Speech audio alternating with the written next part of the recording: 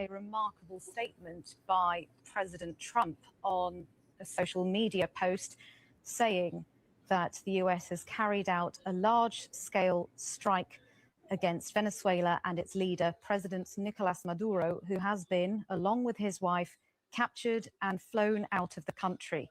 This operation was done in conjunction with US law enforcement. That is to say, even for presidents, President Day, all presidents are presidents, but some presidents are more equal than others. Do you get it? This is the new era. This is the new world order for any responsible government that cares to know. If you like, keep debating the issue of sovereignty, whatever. Shena president, they carry president. And in the midst of all this, if I must tell you the truth, when you have a government of the people, by the people, for the, that is to say, a responsive government that strives to develop, to grow, to utilize the resources within its own jurisdiction. I am telling you, you will now have a situation where the president is not the power, but is the people that he presides over that reflects the power that he has. Because whatever it is that will come, I am telling you, they will rally around him. But what do you expect this situation? Though the fact is there are two narratives to this situation of Venezuela with the US. The fact is some of the opinion is just all about trying to control the oil. But the US is citing a situation where this man was involved in a cartel trafficking at a point in time, even before now, that he was involved in a cartel that was responsible for smuggling a lot of substances or whatever. Do you get it? What I'm just trying to point out here is the fact that in the absence of this, his involvement, his alleged involvement or whatever, and a situation where you have a competent president, a competent nation that is striving to achieve, and the quality of the life of the indigenous citizens actually reflects the contrary. There is no room for this. But if you look at Venezuela now, apart from the argument of oil is for resources or whatever, just look at it. You get to see, according to statistics, you get to see that, I think one source quoted that almost 73 to 80% of these people, of the citizens, are actually living below poverty rate. Do you get it? What am I trying to say in all these things? I'm just trying to bring out some of these determinants that actually proves the contrary, even when other people are thinking the interventions of the world power is actually out of the normal, is excessive. But the reality is, when you have a competent government in place, I am telling you, there will not be room for this, right? But in the situation of our own country of particular concern now, we are going the same trajectory. We don't achieve stage 1 already, Abi, and we are playing propaganda around it. What the government is expected to do to actually kick against this extremism, their financials or whatever, we are still spoon-feeding the reality. We are still playing. We are still playing with all these things, all in the name of we are sovereign nation. So, I just hope we don't get to that situation where president will go carry president. Do you get it? But the fact is, the earlier we wake up, in the game of international politics, eat or be eaten, contribute to the table, or don't add to the problem. That is just it. Take it or leave it. Globally now, the world is connected. It's no more a situation of where when you are allowing insurgent, or when you are allowing a lot of variables or whatever in your own place, and you say it's your own business. It's no more your business in this contemporary world now. It's now a global business. And I think the concept of sovereignty is what is being redefined here. The concept of sovereignty is what is being redefined. So if you are still in that old delusion of because of one agreement that is written that you are going to be sovereign, that is what sovereignty entails, you are a joker. Sovereignty basically entails now that strive to achieve greatness, strive to be productive, strive to have a sane society. What if you like? I know go there when they go come mamsa somebody. And at the end of the day, all we will talk is it's wrong, it's right, it's wrong, it's right, or whatever. And that is just it.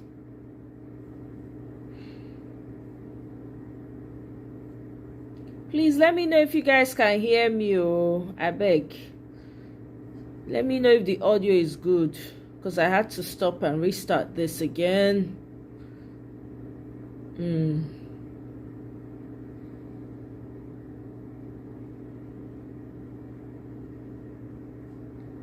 That should have never been born. Like their mama for not who born them at all. They for not get their belly at all.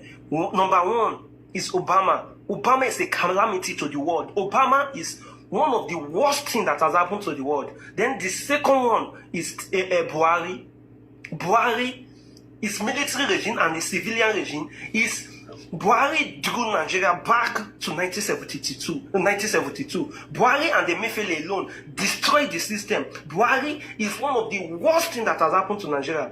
When I spoke about Buhari and this security and all that, a lot of people are saying, oh, you are trying to separate Tinubu from this whole thing. I'm not saying anything that Tinubu, no. But what I'm telling you is that the kind of connection that Buhari built between him and the bandits and the terrorists, the insecurity, is the foundation of the insecurity in Nigeria, trying to fight against Jonathan. And when Tinubu come into power, they believe, they are not expecting that Tinubu is going to say no in anything. They believe that Tinubu is going to be pumping money, sponsoring them, giving them all they want. Since they can't get that funding from Tinubu, they begin to enter the streets, and that is the fact. I'm not saying that Tinubu is not part of the people that make Buhari the president. I'm not saying that the Muslim ticket was not a problem to Nigeria. Yes, but what Tinubu expects in this, what Tinubu think that this thing is, when Tinubu enter into this office, you now see that it's more than what he's thinking. These people are far ahead of them. And what Donald Trump is doing right now, he is taking all their agenda back to 1992. What they have planned, how far this terrorism, what they have done, they are mapping and what they do, their satellites, they have their plans, their connections to the SARS. Nigeria is totally surrounded. But with what Donald Trump is doing now, he's sending them back to 1992. So they have more years to plan. That is why you can see that right now, they are not settled. They are not settled. And if you think that Tinubu is against Donald Trump, he's happy. Because he cannot do this on his own. He's afraid of his own life. He cannot do this by himself. So doing it through Donald Trump right now is the best thing that has happened to him. I know you people will not get it. I'm not saying you should agree with my opinion, but this is what I think. This is what I believe. This is what I just believe. Buhari and Obama, they are the worst thing that has happened to the world. I'm telling you.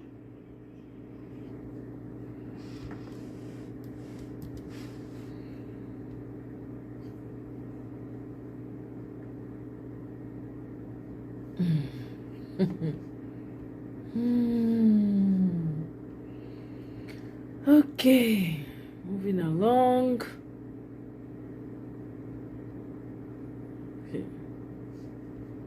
Everything. Egregious way, but it's true. I've been right about everything. And I'm telling you that if you don't get away from the green energy scam, your country is going to fail. And if you don't stop people that you've never seen before, that you have nothing in common with, your country is going to fail. I'm the President of the United States, but I worry about Europe. I love Europe. I love the people of Europe.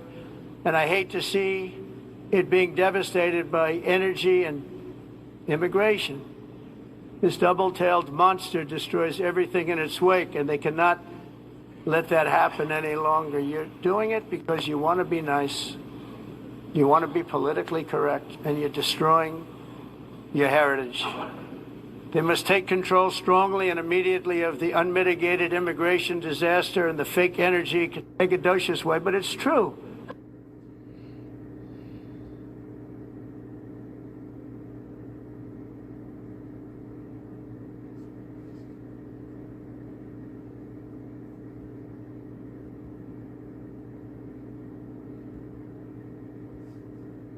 Anthony Joshua, a personality like that is involved. There have been crashes. Not even only the accident in Gombe. Along Songo Ijoko, there have been many others on that road. But then again, I feel that the incident of, the last few days involving Anthony Joshua, to me, was a colossal failure.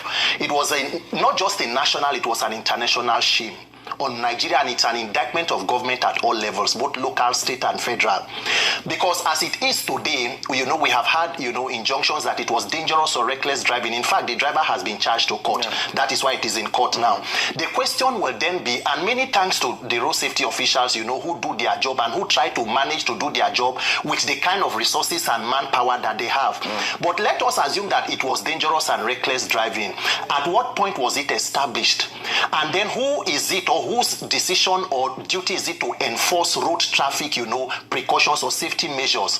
If it had not ended in a crash, so it would have been okay to dangerously drive from point A to wherever he was going and dangerously drive back? Or is it when it happened as an accident, we now determine that it's dangerous driving?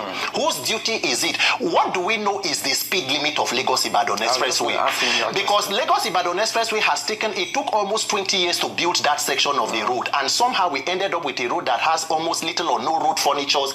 And mind you, Nigeria is a signatory to the Vienna Convention on Road Signs and Signals that at about 2017, which the road safety signed into, prepared staff for. But somehow we are in a situation where, okay, let us assume that it was the recklessness of the driver. So since the recklessness of the driver has killed two, let the responsibility of the government kill the survivors. What excuses the lack of medical teams and on ground to rescue whomever was there? Did you see how Anthony Joshua was taken out of that vehicle? What was taken? Was it dangerous driving that also prevented the stretcher to be on site? Was it dangerous driving that prevented an ambulance to be on site when the government is sharing renewed hope buses across the state for re-election of the president? So across board, it is a failure of leadership. And then, even because if there is respect and regard for an institution that is a first responder, the FRLC will coordinate with security teams and know that first must be the safety, medical safety. A survivor of a crash that killed two people was made to stand on his feet. It is wrong, medically wrong. There could have been internal bleeding. In fact, it complicates and aggravates minor injuries. That medical procedure, he was made to sit upright in front of a van. That was how he was put there. If not for social media, we would not have seen it. So let us imagine a scenario where the road safety came with security officials. They are able to prevail on the crowd, cordon off the area, handle it in a more professional manner. It was difficult to even get through the crowd. There must be a way. There must be. We cannot allow it to be at the whims and caprices of individuals or citizens. Yes. They are an institution. They have the power. The people who are there are only there because they believe that they should help because the institutions may not be able to hold. So if we have regard and we know that our institutions are able to professionally do what they need to do, citizens will not need to step in. The security of Anthony Joshua cannot be more interested in security than his safety. What if he had passed with the others? So what were we saying? Security about what? A person who both friends had died instantly. We're talking about his security or his safety and medical wellness. Across board, there is neglect. So people begin to make assumptions, and that is what brings about this trust deficit. Where citizens, how many of our presidents or leaders take treatment in Nigeria? President Buhari used to treat ear infections in London. The current president has his doctors in Europe. So when it comes to, when people do not see an ambulance, immediately they will begin to draw inferences. Our medical systems are not working because government is not paying attention to it. That is, President Tinubu, as governor of Lagos State, signed implement the Lagos State pension that includes overseas medical treatment for unspecified number of family members. A government that is not only protecting their right to seek treatment overseas, is even making legislation to back it up with taxpayer money. So what do you expect people on social media to say? When you have 70% of your roads in poor condition, yet the government is pumping trillion into one coastal highway. In Nigeria, we give certificate of roadworthiness to vehicles. Who gives certificate of vehicle worthiness to roads? Did you see the videos from across Lokoja to Abuja? Have you seen the Benin bypass? Have you seen the Warri Saple road? So across board, when there is this kind of recklessness and irresponsibility from leaders, you cannot blame citizens. There is trust deficit. Anything that will bring about safety must be cooperation between both government, the institution, and the people. After all, road safety officers are Nigerians. They are not aliens. Anybody who is serving us are Nigerians. So when you put structures that are efficient, you see that things are working, then you also do the citizen sensitization. We can now even become, the social media can become a tool for good. We can still use it to sensitize Nigerians to know that when there is something like this, how can citizens collaborate with even the officials and the first responders? But when there is trust deficit, then it is uhuru for everybody. Okay. And let me ask you, okay, because in this case, right, first responder deficit was a big minus. Yes. And that sent a lot of... Honestly, from all indication, my thoughts and prayers are with all of us as Nigerians. We are all victims of a very dysfunctional and failed system. And until we fix government and institutions to work, we will continue to treat blames, will continue to go around in circles. What we are discussing here, the fundamental issues are not even discussed. I asked the question, what is the speed limit for Lagos-Ibadan Expressway? Yes. How is it enforced? Are there cameras? If the incident had not ended in a crash, would the driver have been penalized? It is true that people could have been patrolling, but is it possible that officers can see someone because they are influential and they are allowed to drive dangerously? Compromise on any safety standard is almost mass murder. That is why we must pay attention to it. And citizens will continue to be skeptical about government decisions because there is complete trust deficit. Let us ask ourselves, if there had been an ambulance, somebody said from the UK citizens, say, why was there not even an air ambulance and helicopter to lift? I say, you are not even grateful that they didn't bring Keke or Danfo to take him. At least there were people on ground. What hospital was Anthony Joshua taken to? Was it a government hospital? Did they take him to Lutz or General Hospital Bagada or the teaching hospital in Shagam? It, of course, the private medical center. What happened to the government or public institutions? Resident doctors are planning to go on strike again. That is the Nigerian system that we use or we operate on, where citizens do not believe that government and institutions are there to protect them. Anthony Joshua can decide to retire, he has made a fortune for himself. He's a big person. Nigerians die every day from road accidents. If it were not Anthony Joshua, well, President Bola Tinubu has run to Twitter and then begin to call a Nigerian, a British boxer. There are 7 people who died in Gombe. Did they mention them? They have names. They pressed at the 4th estate of the realm. They were coming back from a colleague's party. They perished. They are gone. Unknown soldier. The ones who will happen in Songo Ijoko Road. The ones who will still happen on that same, is it Benin Auchi or Lagos Ibadan Expressway or a Benin Expressway? Nigerians continue to perish. If the fundamentals of governance are not working, the road furnitures, the road signages, let people know that there are penalties for certain things. Exactly. It is possible that crash may not even have killed the occupants, but killed innocent bystanders on the road. If not, maybe for the truck that was parked there. Imagine it from assaulting into maybe a bear parlor or somebody. So safety procedures must be enforced, but we will take our eyes off that and then we begin to treat, it's Anthony Joshua. Nigerians are dying every day, but we have a minister for works who is a professor in training, and what we are doing is coastal highway. So it is not about citizens advocacy for me, and I may be sounding like a broken record. There is no way anything will work in Nigeria until government works.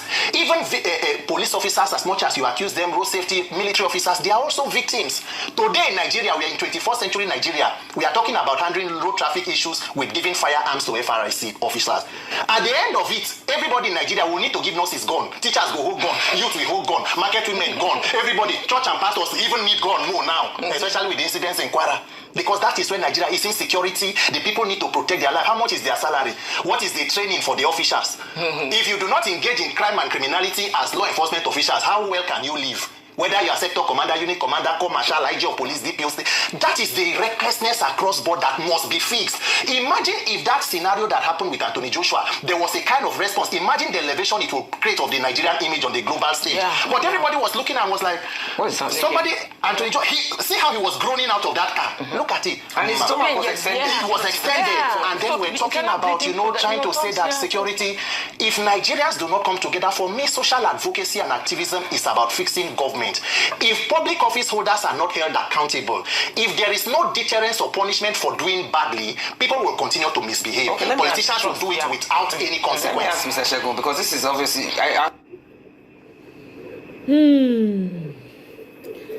I dey see you if you see the way you dey look. Hey, whoa, you dey hear me? Yes. Okay. The way you are looking is making my sister. Good evening. Good evening, welcome. How you dey? Thank you. Thank you. Now, this was Mr. Peter Opio. He was cited. Can you help me mute your mic for a minute? I beg. He said Peter Obi was spotted this afternoon at the ongoing Diocese of Ughelli 2026 convocation prayer.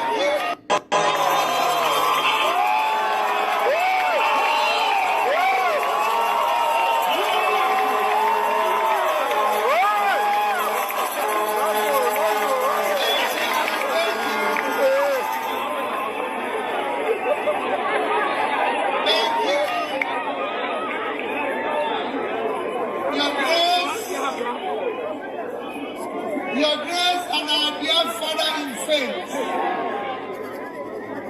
I'm sure, let me stand on other existing protocols. Your grace, I can only thank you for what you are doing and say to all of you, Happy New Year.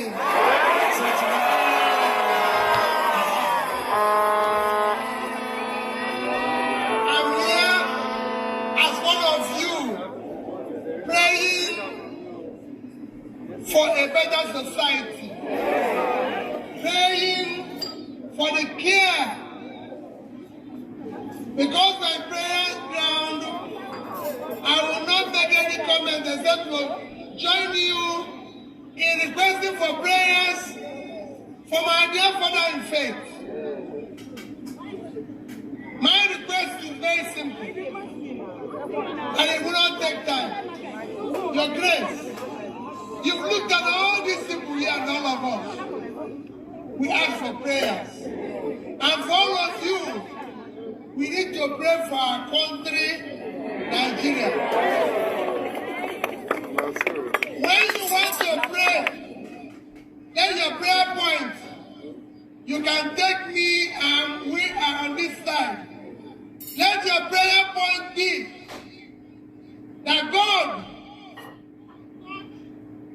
all of us, when I mean all of us, including me, God should touch our hearts to use public money for public good. God should make us sin for the poor people in our society. God should touch us to know that we are managers of public resource. Whatever we are, is by His grace. Yes, sir. It is not for us to pack public money and put in our house when people are dying. It should touch us to build schools. It should touch us to care for the poor people in our society. That should be your prayer point. So pray for us, because the problem you are seeing in your country today is caused by us, politicians. Let nobody give you any other excuse. When this song, and only by God's intervention, by your own intervention, will it work. Your grace, remember us in your prayers. I came here to request for prayers for us, the politicians. It's very, very important. And all I can wish is that God Almighty, who brought all this gathering and brought all of us here, will do our prayers and intervention intervene that we have a better Nigeria. God bless all of you.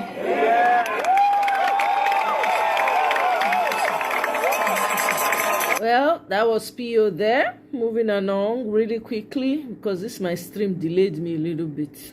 Okay.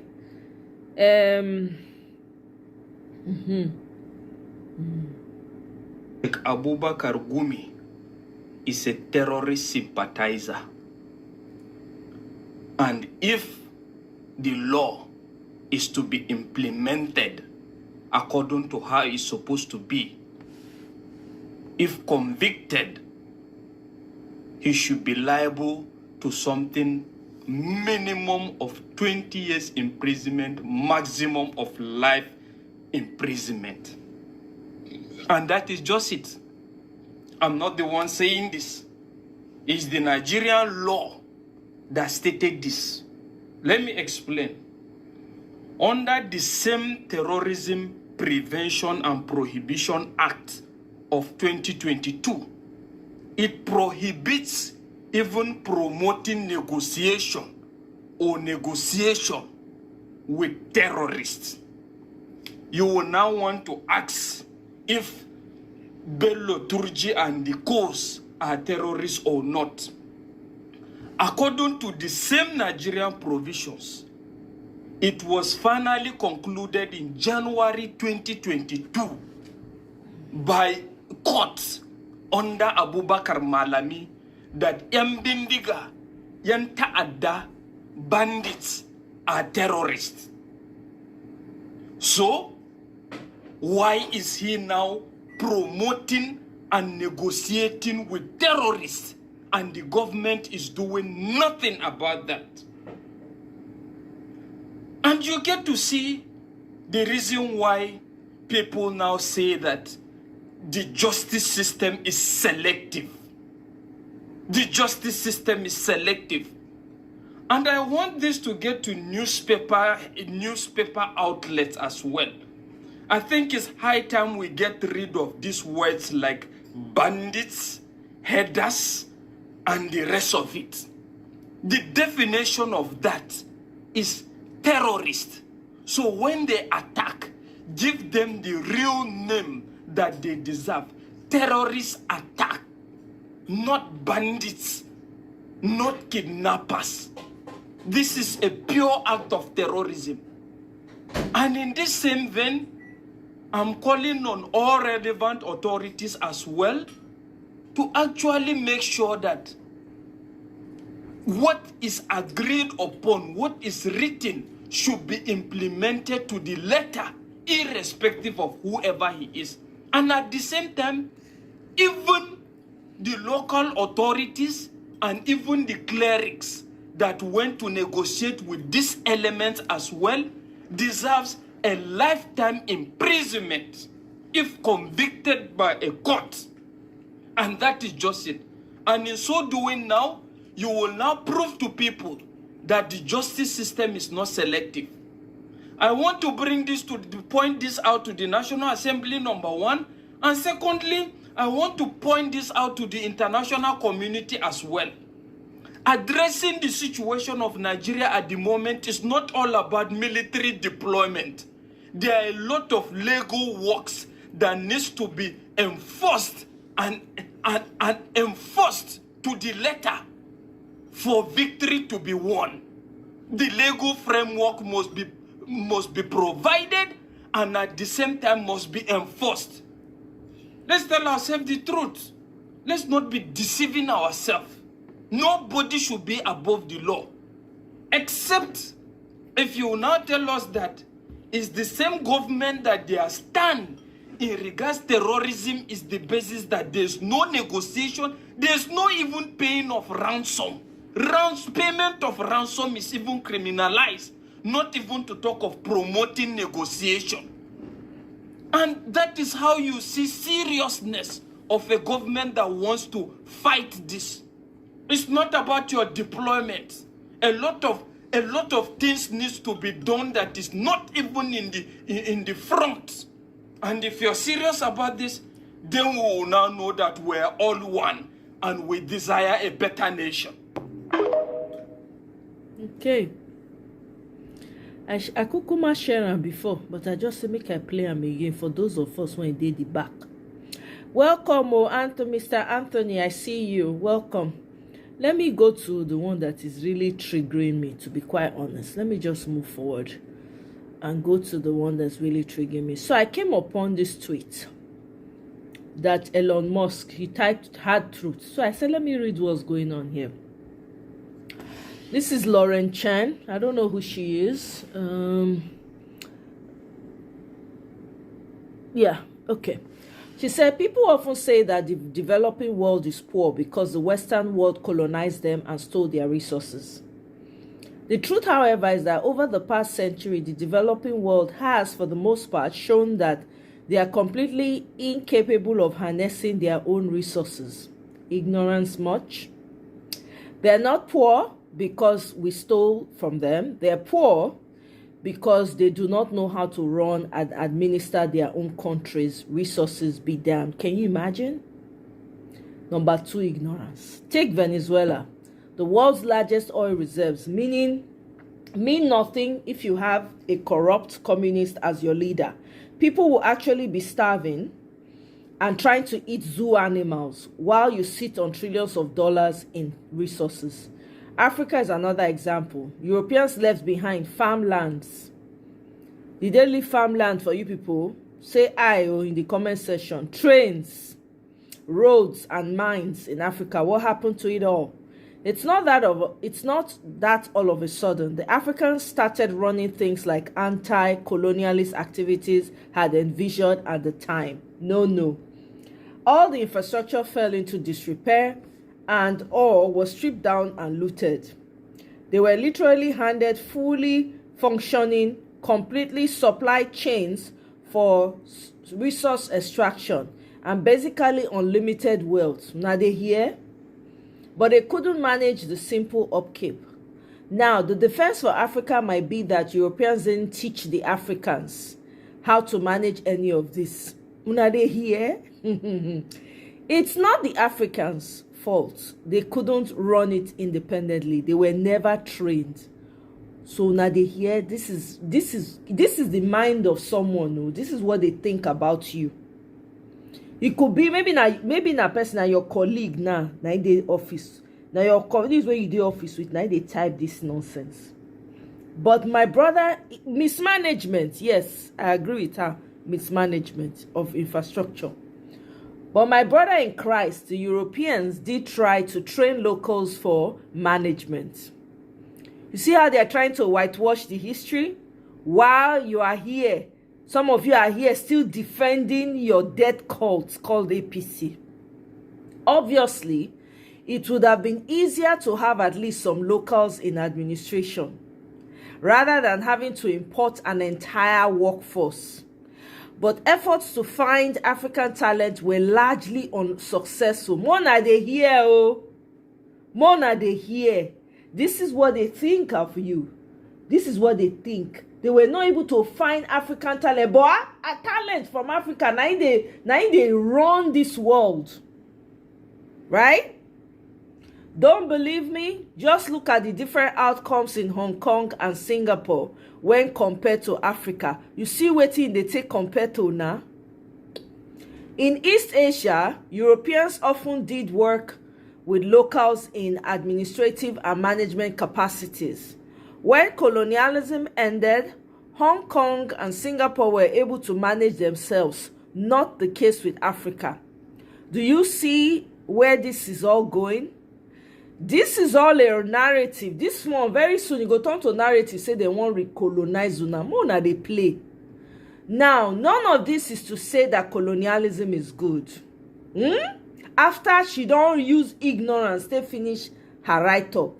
People have the right to self-rule and self-determination. However, the idea that colonialism and resources extraction are responsible for the developing world's ongoing poverty, that's quite simply a crock of shit. If you go check now, this girl is very educated, he goes school. So everything she's talking about now is from her own small, minute Maybe she not even do her research. She never ever been to Africa. She does not know how it runs. She does not know anything about it. All she knows is what she was told and how she was taught erroneously. And then she sees you. She doesn't see you as anything less than herself. Meanwhile, you have APC supporters that are supporting this destruction in Nigeria. Some of them, maybe this person now, the same office that they work. This is what this person, if I tell you, say that thing not bother me. Then Elon Musk responded, hard truths. I had to go and respond. I had to tag Elon Musk and say, Elon, we dey get election for Nigeria 2027. Now beg, I dey beg you. Help us so that we can get the right people, right candidate in. Can you do that? Can you do that?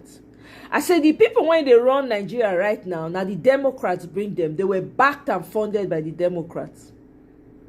Now fund them. So you turn around.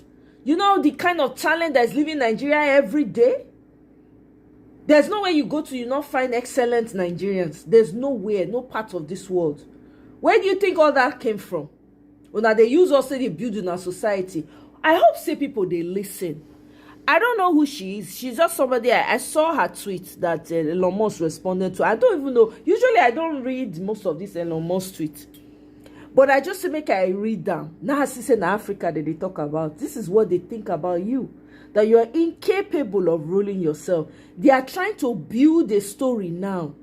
This is not something you take for granted, take lightly. Types of tweets like this, they are trying to build it up to something. They're trying to throw it out there, see how the people respond to it. Oh God. Hey. They are trying to do colonialism 2.0. What will they play? Where will they play? I don't really know. She doesn't say much. Let me go to her handle and see if I can see anything other than what I'm seeing here. See, I will not put anything. It's a long story. The Lauren Chen, politics, culture. Clearly, Lauren Chen, you are a very highly ignorant woman with 609,000 followers. So to her 609,000 followers, now she tweets this ignorance too. Elon Musk can't respond. Hard truths. I had to respond. Let's read some of the responses that she got. Okay? If I tell you, say, I don't know, it just rubbed me off the wrong way. Really ticked me off the wrong way. So my own response was, you all left power in the hands of the most corrupt individuals so they can keep looting for you. In the case of Nigeria, we have the skill to run our affairs. So you are wrong when you say Africans are incapable of harnessing their resources. Support us in our fight to vote the right people and watch us all move back. Also, Africa is a continent, not a country or state.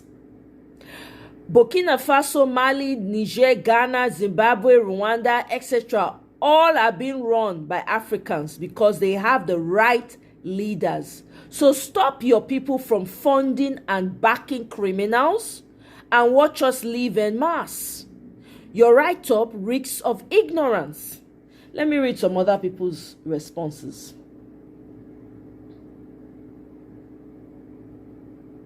Some people said, well, IMO, colonialism is good. Well, at least it was. The standard of living for the average citizen was much higher under colonialism in those countries. A key point you missed also is that civilizations survive and thrive when they all work to feed and keep the population healthy. When they kicked out the whites, but we kept sending them trillions in food and medicine, we have allowed their population to explode without building those social structures and infrastructure required to support them. Many of these countries still can't manage clean water and sewage, much less an electrical grid. You see what your inept dons politicians, you see the insult is costing all of us. So now you have this enormous population that has zero, they hear so, wanna listen, no, they have zero understanding of what it takes to survive and thrive, and we are shipping them all around the world. Oh God, to the expected outcomes. It is time to send them all home and wish them luck. Una dey here? I hope you guys are listening. May I read some more?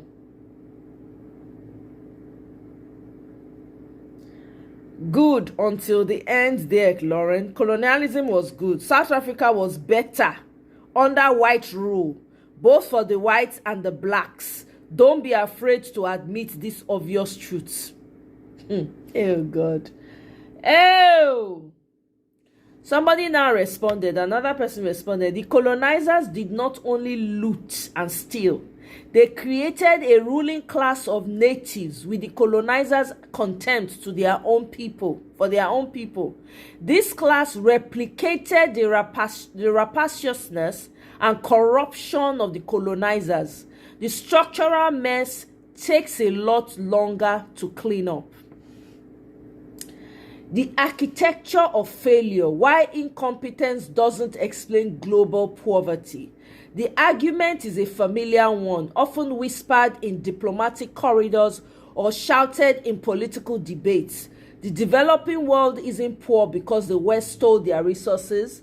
They are poor because they are incapable of managing them. On the surface, the logic seems sound. We look at nations like Venezuela sitting atop the world's largest oil reserves while its citizens go hungry. We look at the African continent where departing European powers left behind thousands of miles of railroads and roads only to see them swallowed by the jungle or rustled into obsolescence. I think it means I don't even know. The words don't jam from my brain. If the developing world was handed the keys to the kingdom, functioning supply chains and unlimited wealth, why have they failed to unlock prosperity? The answer requires us to move beyond the surface level symptoms of corruption and incompetence and examine the underlying operating system of these nations through the lens of logic, history, and international law. The mirage of inheritance. The most compelling part of the incompetent argument is the physical legacy of colonization. It posits that newly independent nations inherited fully functioning economies. However, this relies on a logical fallacy regarding the purpose of infrastructure. If you examine a colonial era map of Africa, the design becomes clear. Railways and roads were not built like a spider web to connect cities, foster internal trade, or build a domestic market. They were built like chutes, running in straight lines from a mine or plantation directly to a port. This is extraction architecture.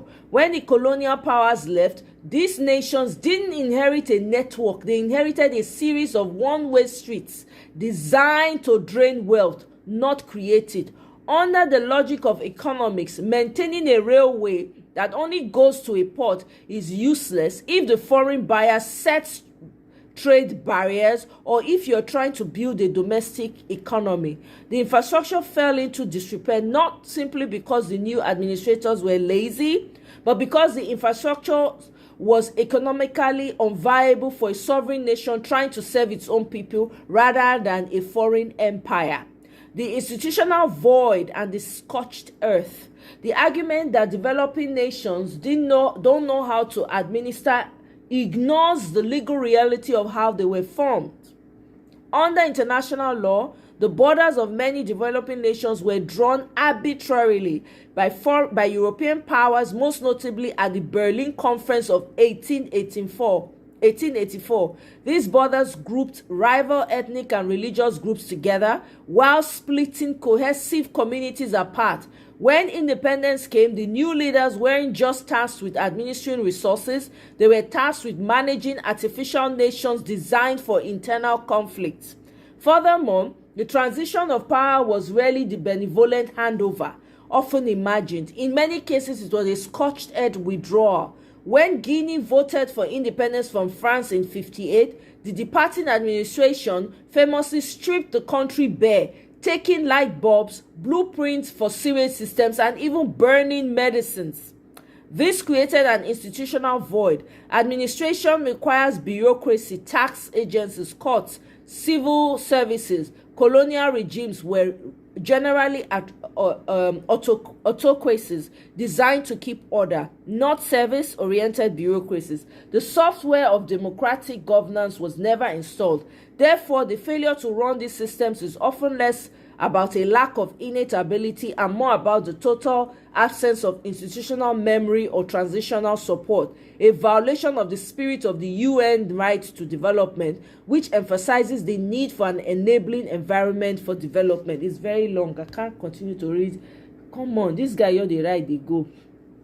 Anyway, if you want to go and check out her tweet, it's Lauren Shen, Abi? The Lauren Shen, that they call her. If you guys want to go and respond to her, go to Twitter, you find her there. I found it very appalling. Honestly, it rubbed me off the wrong way. I probably might end up doing a TikTok video to address her tweet all over again, because it vexed my spirit.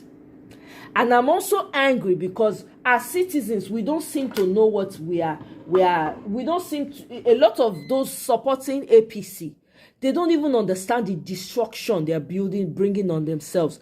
These people are trying to create narratives. Narratives is what create their ideology. You forget that this is a social media era where you can create a narrative and people will run with it. If you have the numbers, they will run with those narratives. Before you know what's happening, you'll be hearing slavery starting in different parts of Africa.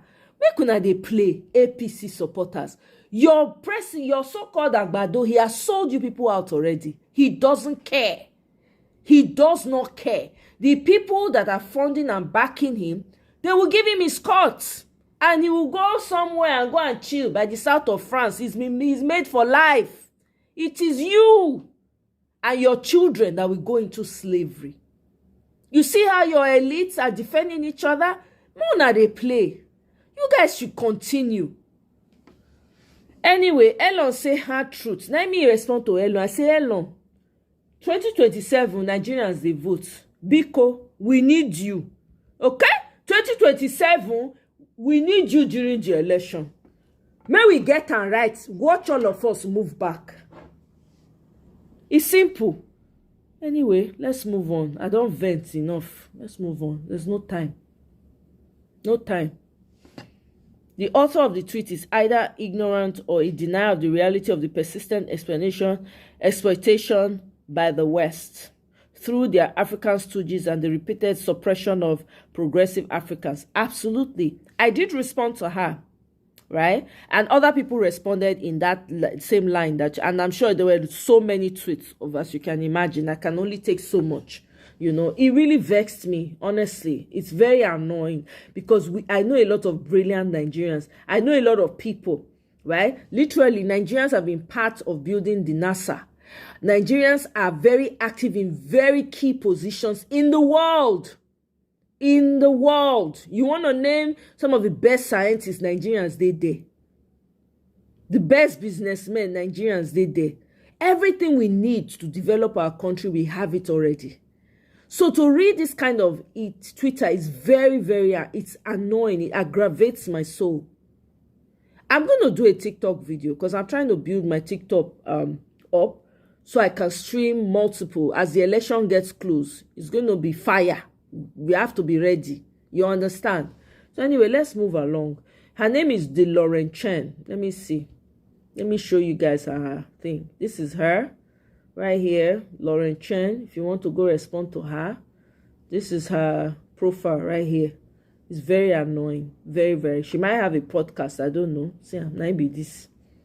All these people will never go anywhere. If you ask another that don't go Africa, no. Maybe now this thing, all of this. If I thought they'll go Lagos, go stay one high rise, smelly place, use and judge the rest of Africa. Hey, I don't blame them. Not be their fault. Moving along.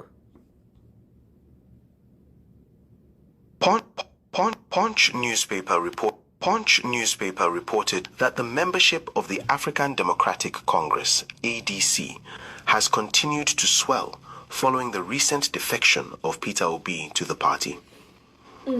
According to Punch newspaper, and I quote, speaking to Sunday Punch, ADC National Publicity Secretary Bolaji Abdullahi said Obi's formal defection had boosted the party's momentum and that more federal lawmakers were likely to join ahead of the 2027 presidential election.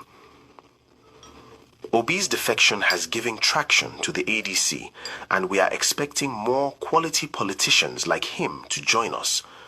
Others should make up their minds on time. We are expecting more lawmakers and other political bigwigs.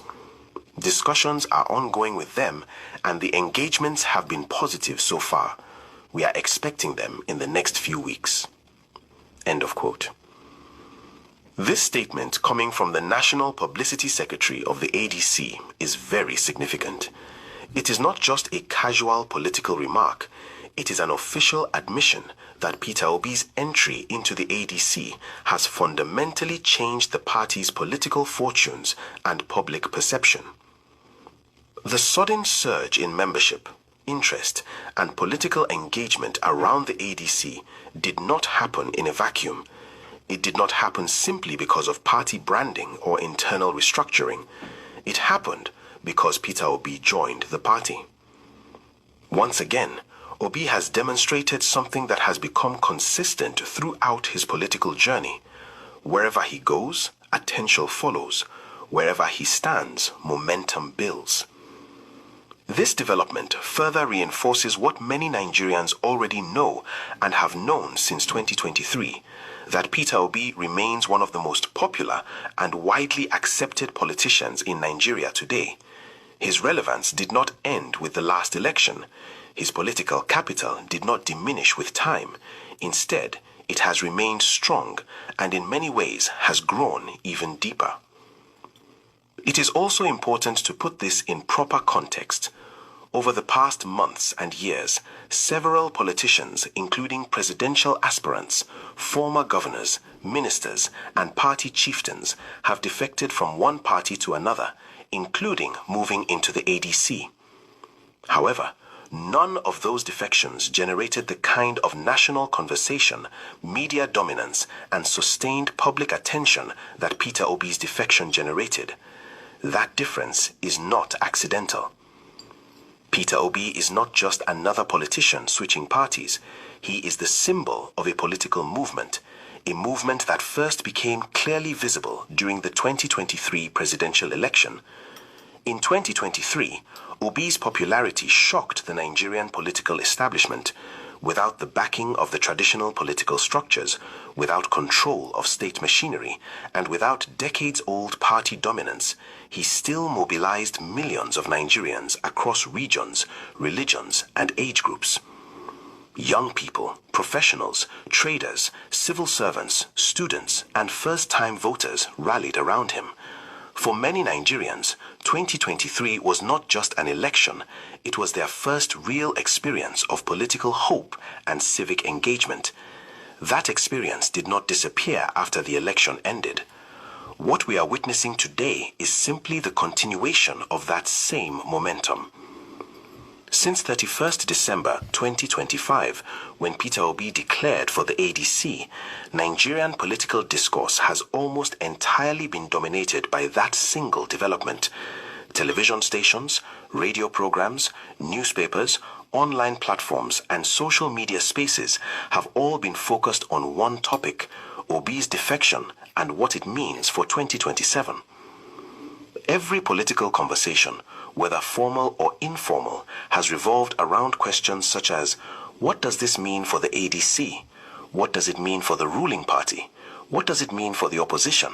And most importantly, what does it mean for Nigerian voters? That level of sustained national attention is not common. It is a clear indicator of mass interest and mass acceptance. This further demonstrates Obi's popularity and why his political relevance cannot be ignored or downplayed. It also explains why many Nigerians believe that the ADC now has a rare opportunity, an opportunity that must not be wasted. This is why we continue to urge the ADC leadership to ensure that Peter Obi emerges as the party's presidential candidate ahead of the 2027 election. Politics at its core is about numbers. Elections are not won on internal party sentiments alone. They are won at polling units through voter turnout, voter enthusiasm, and voter confidence. It is about voters' numbers, not just primary numbers. It is about the candidate who can inspire millions of Nigerians to come out and vote, not just the one who can secure delegate support during primaries. History has shown repeatedly that parties that ignore popular sentiment in favor of internal calculations often struggle during general elections. On the other hand, parties that align their candidate selection with the will of the people tend to perform better and in many cases win. This is not about disrespecting party delegates. It is about understanding political reality. Peter Obi has what many politicians lack, a huge natural support base. His supporters are not rented crowds. They are not mobilized by money. They believe in him, defend him, and promote his message voluntarily. This is political capital that cannot be easily replicated. From 2023 till date, Obi has maintained consistent engagement with Nigerians. He has remained visible, vocal, and connected to the issues affecting ordinary citizens. That consistency is one of the reasons his popularity has endured. Now, the ADC has a structure, party offices, grassroots networks, and organizational capacity. What it previously lacked was a candidate with nationwide organic appeal. With Obi's entry, that gap has been filled. The logical next step is alignment. The party can deploy its structure to support Obi, while Obi's popularity can elevate the ADC beyond its traditional limits. This is how winning political coalitions are formed. This is how elections are won. The ADC must therefore think strategically and long-term. The goal should not be internal dominance. The goal should be national victory. And national victory requires a candidate who already enjoys wide acceptance across Nigeria. Peter Obi has demonstrated this acceptance consistently in 2023 and beyond. His recent defection has only reaffirmed that reality. The signal from the public is clear. The enthusiasm is visible. The momentum is undeniable. If the ADC truly wants to win the 2027 presidential election and defeat Bola Tinubu, then it must ensure that the candidate the masses want emerges as its flag bearer. And right now, all evidence points in one direction. That candidate is Peter Obi. Okay. Sister, if you jump in, if you have anything to add. Good evening. Good evening. Welcome, my sister. No doubt. Of course, we all know that Peter Obi is the right candidate. But I don't know whether you saw Chide Carlos' interview. Yeah, I saw his interview. Yeah, I did. Yeah, I love that guy, Chide Franco Muweze, Realistically, he made a point when they asked him about the election. He said Tinubu doesn't need election to win votes, Nigerian votes to win an election. All he needs is INEC and judges, and that would be a done deal. I spoke to myself. I said, you know what, Chidi, I love you, but I might slightly disagree with you in this. Slightly, not completely, slightly. It's up to Nigerians if they let it happen. Exactly. Tinubu can rig election, no doubt about it. But only if we let him. Exactly. Only if we let him. That Tinubu proceeded and became the president is just because we allowed him to be the president. Had it been that we got through on the street of Lagos or Nigeria and said, no way, this is not going to happen. 1 week, 2 weeks, we are still fighting. International community will step in. Tinubu wouldn't have been where he is today. Of course, we all know that he's incompetent. There is nothing, I don't even know what adjective I can use to qualify Tinubu, honestly, because Sometimes I even wonder whether we have a president. Look at what is going on in our country. The country is not stable, the instability, and nothing is moving. Look at what is happening in rivers. I don't understand. It's just like everybody's doing what they want to do. I can rise up tomorrow and decide to do what I want to do in Nigeria and get away with it, and nothing will happen.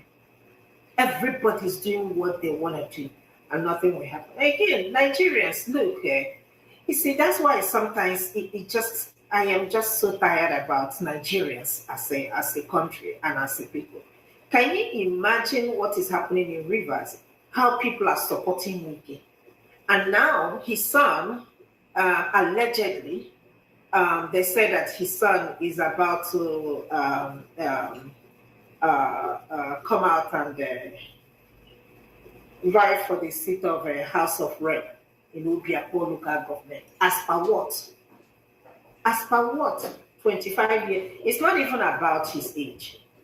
But what Tinubu is doing, he's trying to position his son, just like what Wike is doing, he's trying to position his son, just like what Tinubu is doing in Lagos State. That's all. He wants to be the political godfather of Rivers, just like Tinubu is the political godfather of Lagos State. So he now wants his son to contest for House of Rep. Tomorrow he will contest for Rivers State governorship election. Absolutely. Before you know what is happening, he will be contesting for presidential election. Exactly. What? The Rivers allowed it. They're not saying anything. They're sharing on him. But I like what the APC secretary told him.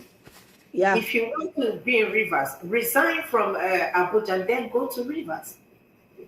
I mean, how can in a functioning country, we are supposed to be in jail?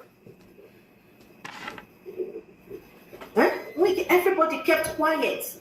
A woman is terrorizing a whole state, and the whole state allowed it to happen. He even said if anybody does, he doesn't care. He will that Rivers is a no-go. You did not hear? That means say if Tinubu puts a body, he go collect. That's what it means. Well, we'll see. We'll sit down and watch what is going to happen.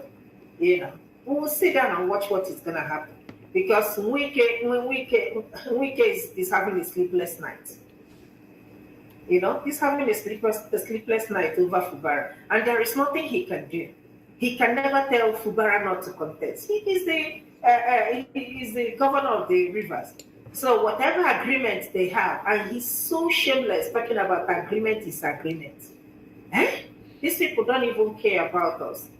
They're not thinking about citizens. They're only thinking about themselves. Their selfishness and their greediness. What's causing all this problem? It's money and nothing much. Let me tell you, somebody was telling me, I don't know how true this is. They said in Port Harcourt, in Rivers, you see a lot of young people, no job. All they do is politics. It's true. All they do is politics. He said because the politicians have turned almost all the youth to agberos. They use them for their but it's true. I told you I spent half of my time in Port Harcourt. Nothing. The roads are not even good. Even from the airport to the hotel I stayed, I'm like, Transamadi. I'm like, is this the oil city or the oil state? I didn't see anything wonderful. Things so expensive. I'm like, what is it? What is so special about here? Nothing. Huh? See, if the people of Rivers sit down and fold their hand while the Wike puts his song, whose fault is that? That's what I'm saying. It is the citizens that I blame. I don't blame these politicians on it because we are the ones supporting them, enabling them. Yep. Last week I saw like a crowd. When I mean crowd, it's just like the whole Rivers. They came out supporting me. I shook my head. I said, yeah, right. Singing for himself. Yeah. I said, really? Really? And so you people are not tired of suffering. man governed you people for 8 years. They're talking about he built infrastructure. What did he build? How much did he steal? He stole more than he built for you guys. So why are you people hailing him? Ignorant people.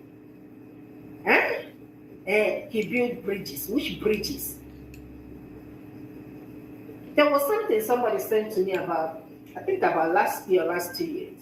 I don't know if you came across that list of the politicians with how much they have in the bank in America here. It's about billions of dollars, 1.2 billion, 3.2 billion. I'm not surprised. One woman was 900 and some, 90 something, I think Women Affairs, 900 and some. This is in dollars, mind you. Yep. In dollars. What are you gonna do with all this money? That's my question. They don't care. Just like Atiku that is coming. What are you coming out to do? What do you have to offer to Nigeria as a country? Because for me, you don't have anything to offer. So for that article, I want to taper it down because now they are in a what's it called? They're in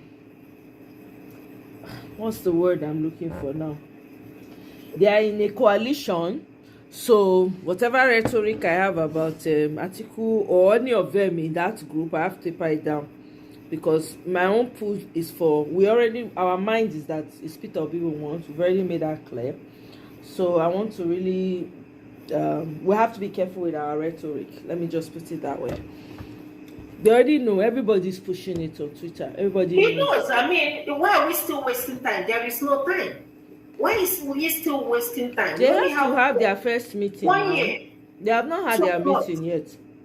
You know, they're supposed to be campaigning by now. Yeah, but it is what it is. Remember that this guy. Why is he taking? Is he gonna take till December for him to make up his mind? He's not gonna win.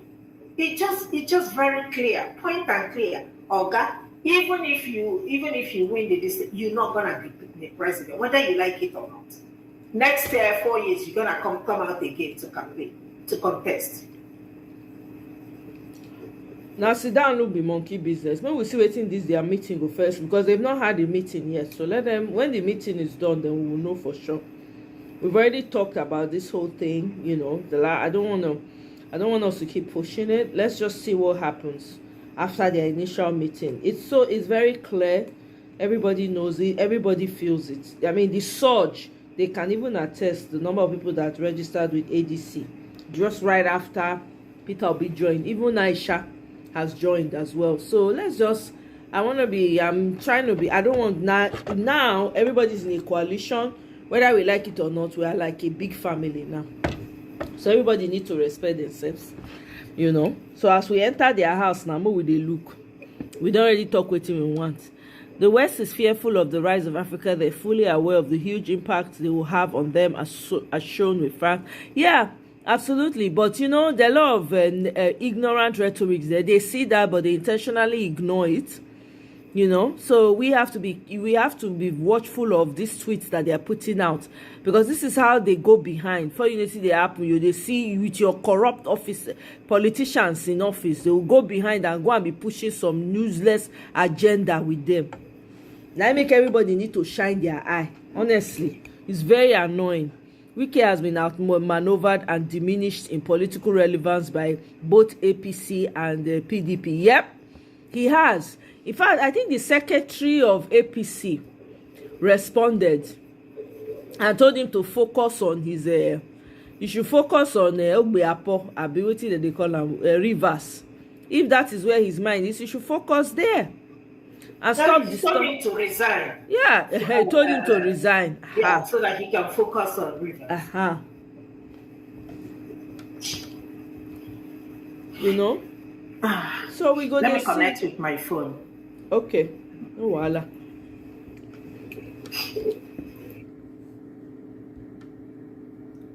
So we go to see, you know, his ego has been frazzled and he's trying to fight back. Don't mind him. Behaving like a thug. I can't stand that guy. I don't know how people, I cannot stand him. Let me play. There's a video I want to even share. The guy annoying. I'm like, I don't understand. This guy thinks he's all that. Even the audacity. Nobody can do anything. Yeah? May I bring this guy a video? We'll play and listen to it together. The thing they annoy me. I'm like, who the heck does this guy think he is? Eh? I beg. Welcome, M letter. Thank you for the compliment. Hold on, guys. Let me bring the video to you.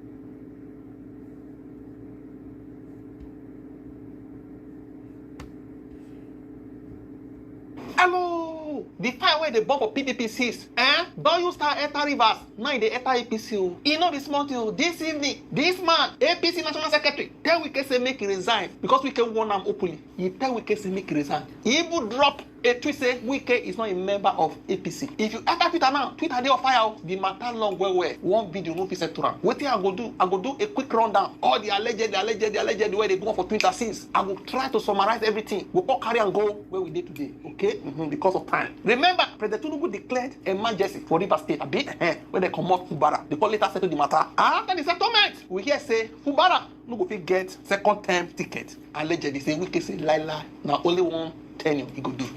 But Fubara, now politician now, he don't join politics. He also desired the second term. The only way out now to join APC. Now only APC can give her that leverage. He desired to join APC. They say we can disagree. Just remain where you did. He can't allow the entire House of Assembly of Rivers State to go join APC. And they join APC, so who could be the leader of APC? Now the Speaker of the House, who is loyal to Wike.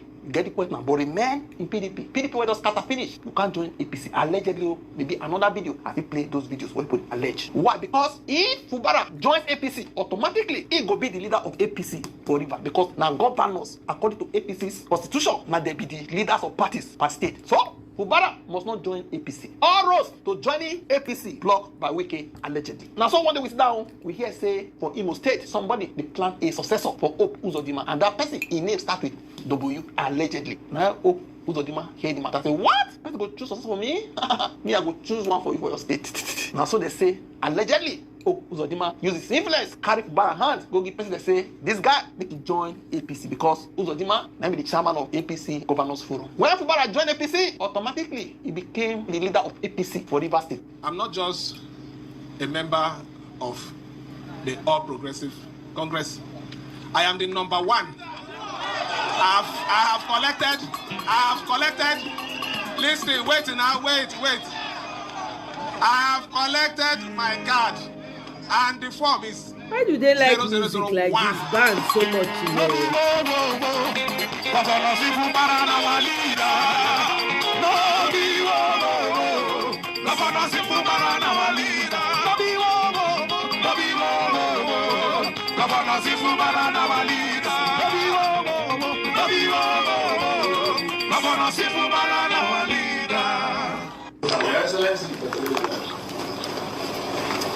Across the border. How are you? Congratulations. Congratulations.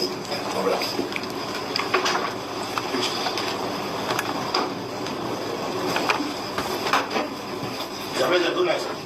Good night, whatever is good about it. I'm saying, yeah. So how are you? Thank you. Fubara now is now number one ahead of all the House members who had joined APC before him. They come carry hand go up say, now he can be the leader. It means say fire don't enter mountain. Since that day, now Wike left Abuja. So waiting, he go do show of force. They walk out from local government to show say now in they charge show of force. A biggie man. Call it rallies everywhere as if they don't start campaign to show say no go area. You like go join APC. Nothing for you. Now me get ground. I wish him good luck.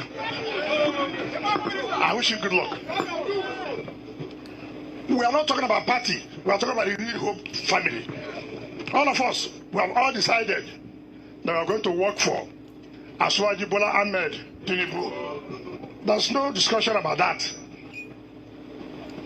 But as one, we must take decision. Of course, you know, we won't make the mistake we made last time. We are here to correct the mistake. They motivate supporters. So Wike's new strategy now, they say there is nothing like APC or PDP. We are one. We are the new Hope family. That is the only way to neutralize Fubara's influence in APC. Fubara did the Rebel in Rivers. Long time. How are you? Okay, for PDP, Wike na leader. Now my girl just show up, so make a quick hail her. Mira, long time. So good to see you, or to read from you actually. Letter, you said you think Trump will remove before the 2027 and may even put Davido and Thames. That's what you think? Tinubu is the Maduro of Nigeria. He will not be president again in 2027. Okay. Wike is not the type of person to go down quietly. His opponents shouldn't. Kola, we are literally watching it go down. Let's see who has more power now. Wike is not the type of person to go away. His opponents should tread carefully. So, he ready to tear APC down. This Wike, when they look so, he go sing like canary if they not let him get in way. Anyway, now here we go they observe. So now here is a president day. So the only way to neutralize Fubara's influence now to say we don't get any political party or both APC and PDP. We are one. We are the new Hope family. You get the point now? What do salespeople hate more than anything in the world? CRMs. Yep. Well, Monday CRM, it's the opposite. It's just. Now all of us will work together. APC, PDP, and another one. But Nigeria, all of us. To the extent that DP Shetima call you start educate the public for Enugu. Get out. Want to warmly welcome you to the APC. And as far as the APC convention and constitution, the governor is the leader of the party in the state. Your Excellency, you are now the leader of the APC family in Enugu state. I am the vice president, but the leader of the APC in Borno is Professor Babagana Umara Zulu. The president of the Senate is the number 3 citizen. The leader of the party in Akwa Ibom state is Governor Umo Eno. The speaker of the House of Representatives is the number 4 citizen. But the leader of the party in Kaduna state is Senator Ubasani, the governor of Kaduna state. We are one family, tied to a common destiny. I want to assure all of you that you are very much welcome to the APC, and we are one big family.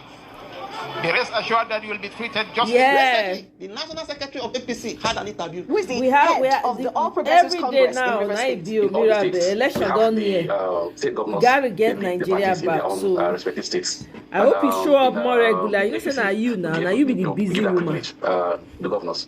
But at the same time, we normally ask the governors where we have leaders at national level and to respect inclusion. Inclusion in all the states. You being the leader doesn't mean that you cannot disenfranchise who are within the state. So we give that room for inclusion. Yes. Just so we're clear, in River State, the leader of the All Progressives Congress in River State is Governor Siminalayi Fubara? Yes.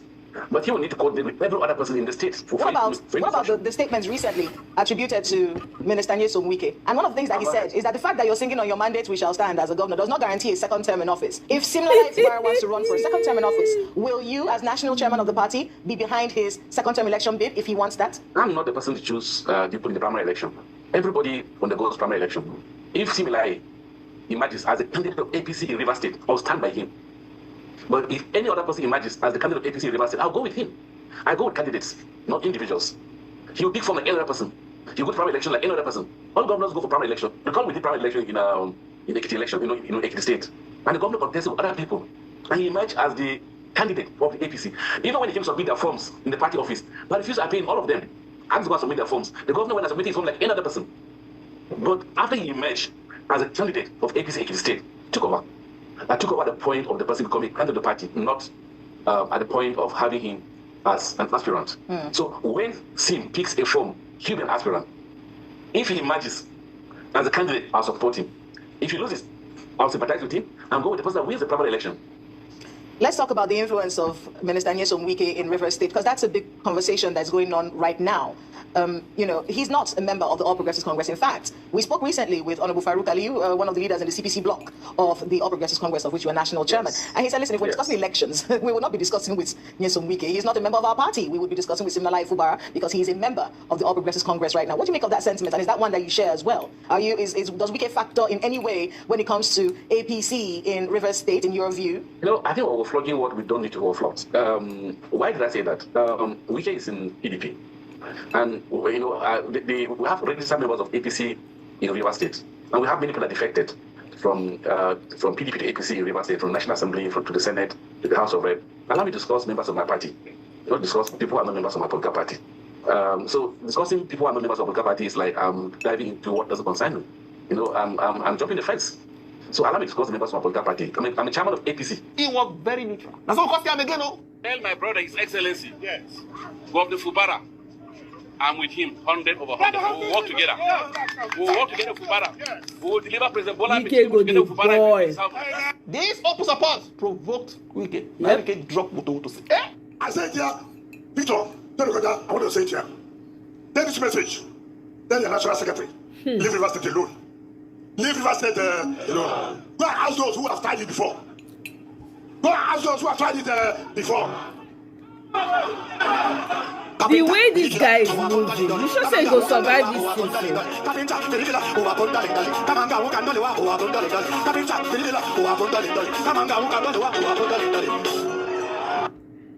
Hey, did you know that SMUD is now paying Sacramento homeowners thousands of dollars upfront to put a backup battery?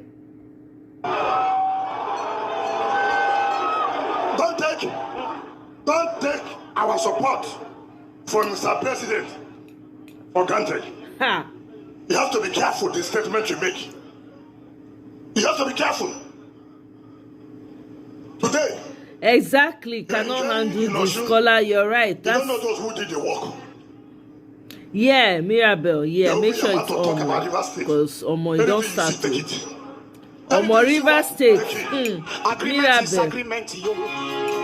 Agreement is agreement, yo. That's from Mirabel, from Rivers State. So, you know, saying Fubara na Wike imposed for Rivers State. I'm sure you were aware that they now called in a state of emergency, and they now put a Navy officer. Is it Navy officer? Naval officer. What be that man name from Calabar? He took over from Fubara. They tell Fubara to go sit down for naughty boy's corner for 6 months. They now called him back. In fact, that whole process of calling him back, he was de-emasculated in my eye. He went back, right? Now, they are propping up for election 2027. Fubara has now joined the APC now, because the president needs Rivers State. Automatically, if you're the governor of the state, you are the leader of the party. They are now throwing their support behind Fubara. Wike say no. Now it's to get Rivers State. Agreement is agreement. They signed agreement. Hey, gbala, gbala, gbala. So that's where we are. Without reaching for settlement, you can't tell me. Exactly like he did before, Kola. I don't know. He showed overconfidence before. He didn't do anything. When I see the minister of the economy, I will tell them to tell him. Exactly, Kola, you're right. What has happened to them before? Putting Rivers State, carry your hand to come to Rivers State. If your hand burns, don't say the people are over. Yeah, Fubara was in PDP. I can challenge anybody. This state is a no-go area. This state is a no-go area. Whether you like it or you don't like it or there. There. So, take the one you have taken. Stop making unnecessary comments. Take the one you have taken. Stop making unnecessary comments. If not, when I come out.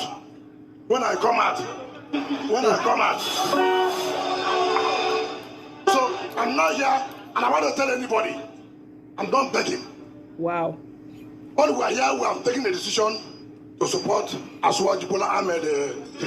He don't drop Tito, APC National Secretary. Wait till he talk. Go read down. He said, for the avoidance of doubt, our records indicate that Minister Nyesom Wike is not a member of our party APC. So he lacks the locus to dabble into the affairs of our party. You know, if we say APC and PDP self, no get boundary. Get the point now. Because they fight to, and you heard what Wike talk. He thought say, make him not take his support for Mr. President for granted. Because they thought say, he go reach everybody. I'm telling you.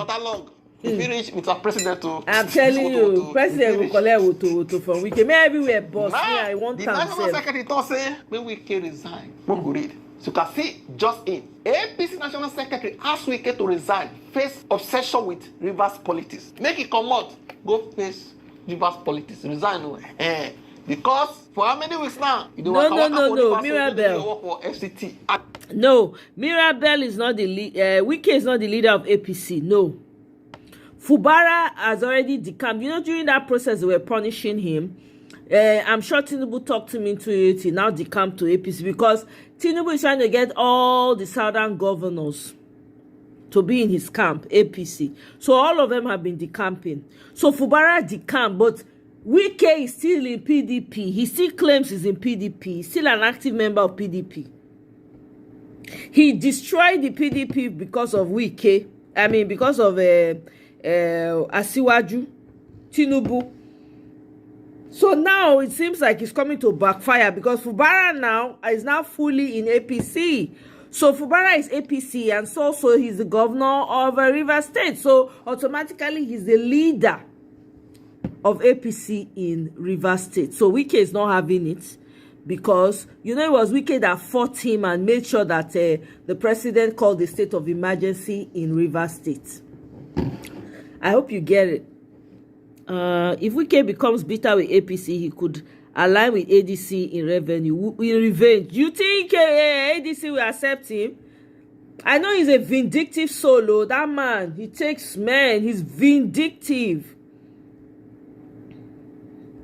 Ajibola Basiru, National Secretary of the All Progressive Congress. Yes, APC, Fubara is now the leader. Wike, Minister of the Federal Capital Territory, to resign his appointment and focus on what he described as obsession with Rivers State politics. In a statement on Monday, Basiru insisted that all members of the APC Working Committee must accord city governors due respect and recognize them as leaders of the party in their state. Wike had earlier asked the APC National Secretary to stay off Rivers politics. Drinking warm water with cinnamon before bed eliminates this parasite from the pancreas, restores blood sugar levels. Okay? Yeah. Fire for fire. Good afternoon, my fellow people, especially the Rivers State. Look, Fubara is going back for second time. As it is done, he's a leader of the party and party will give him ticket. And they just say, he don't go second, he don't go second. You when they talk about, you don't go second, no. Minister, we can go 7, no go 8 years. I bet you don't go 8 years. So why say Fubara don't go 8 years and get agreement? Which agreement? Thunder fire on the world and they say agreement today down.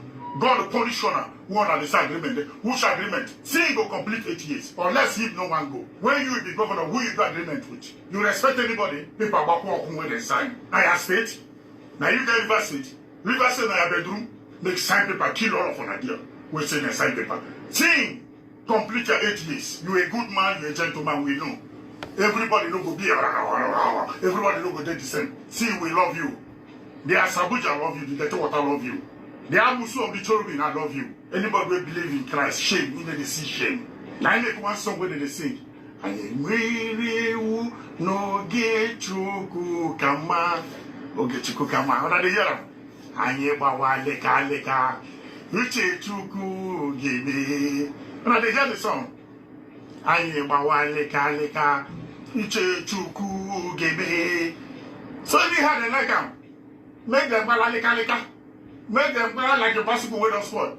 Uche chuku gebe. The will of God will be done. The will of God will be done. Any guy like to do simple, do it like this, bend and go like this, do like this, you set them up, lie for your head, set them up, frame them up, talk the thing when no do. The will of God will be done. We are simple, the Amuso of the Cherubim are waiting at all.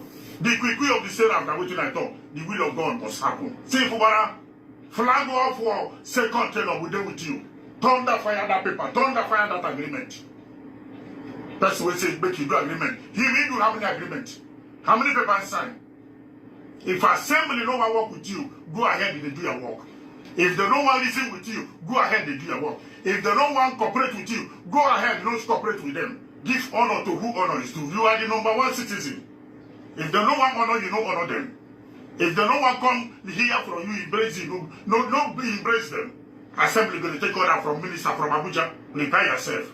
We are ready. You don't hear us, so what do you think? Drop a comment section. Now, wow. Subscribe to this. Oh, this fight is going to be hot too. I kid you not too. It will be hot. There's no... Stay humble. Welcome. Oh. I don't know if anybody else was in the studio while I was on the other end. So if you were, I apologize that I didn't get to you. Yeah, stay humble. Go ahead. Welcome. Good evening. Yeah, thank you. You know, well, it's morning here, really, Bob. Oh, yeah. Good morning. Yeah, regarding Wike Fubara, I think that's been lingering now for God knows how long. It's more than a year now. If I'm still correct with my yeah, it's more than a year since they started having their schools, and it seems that it's not, you know, there is no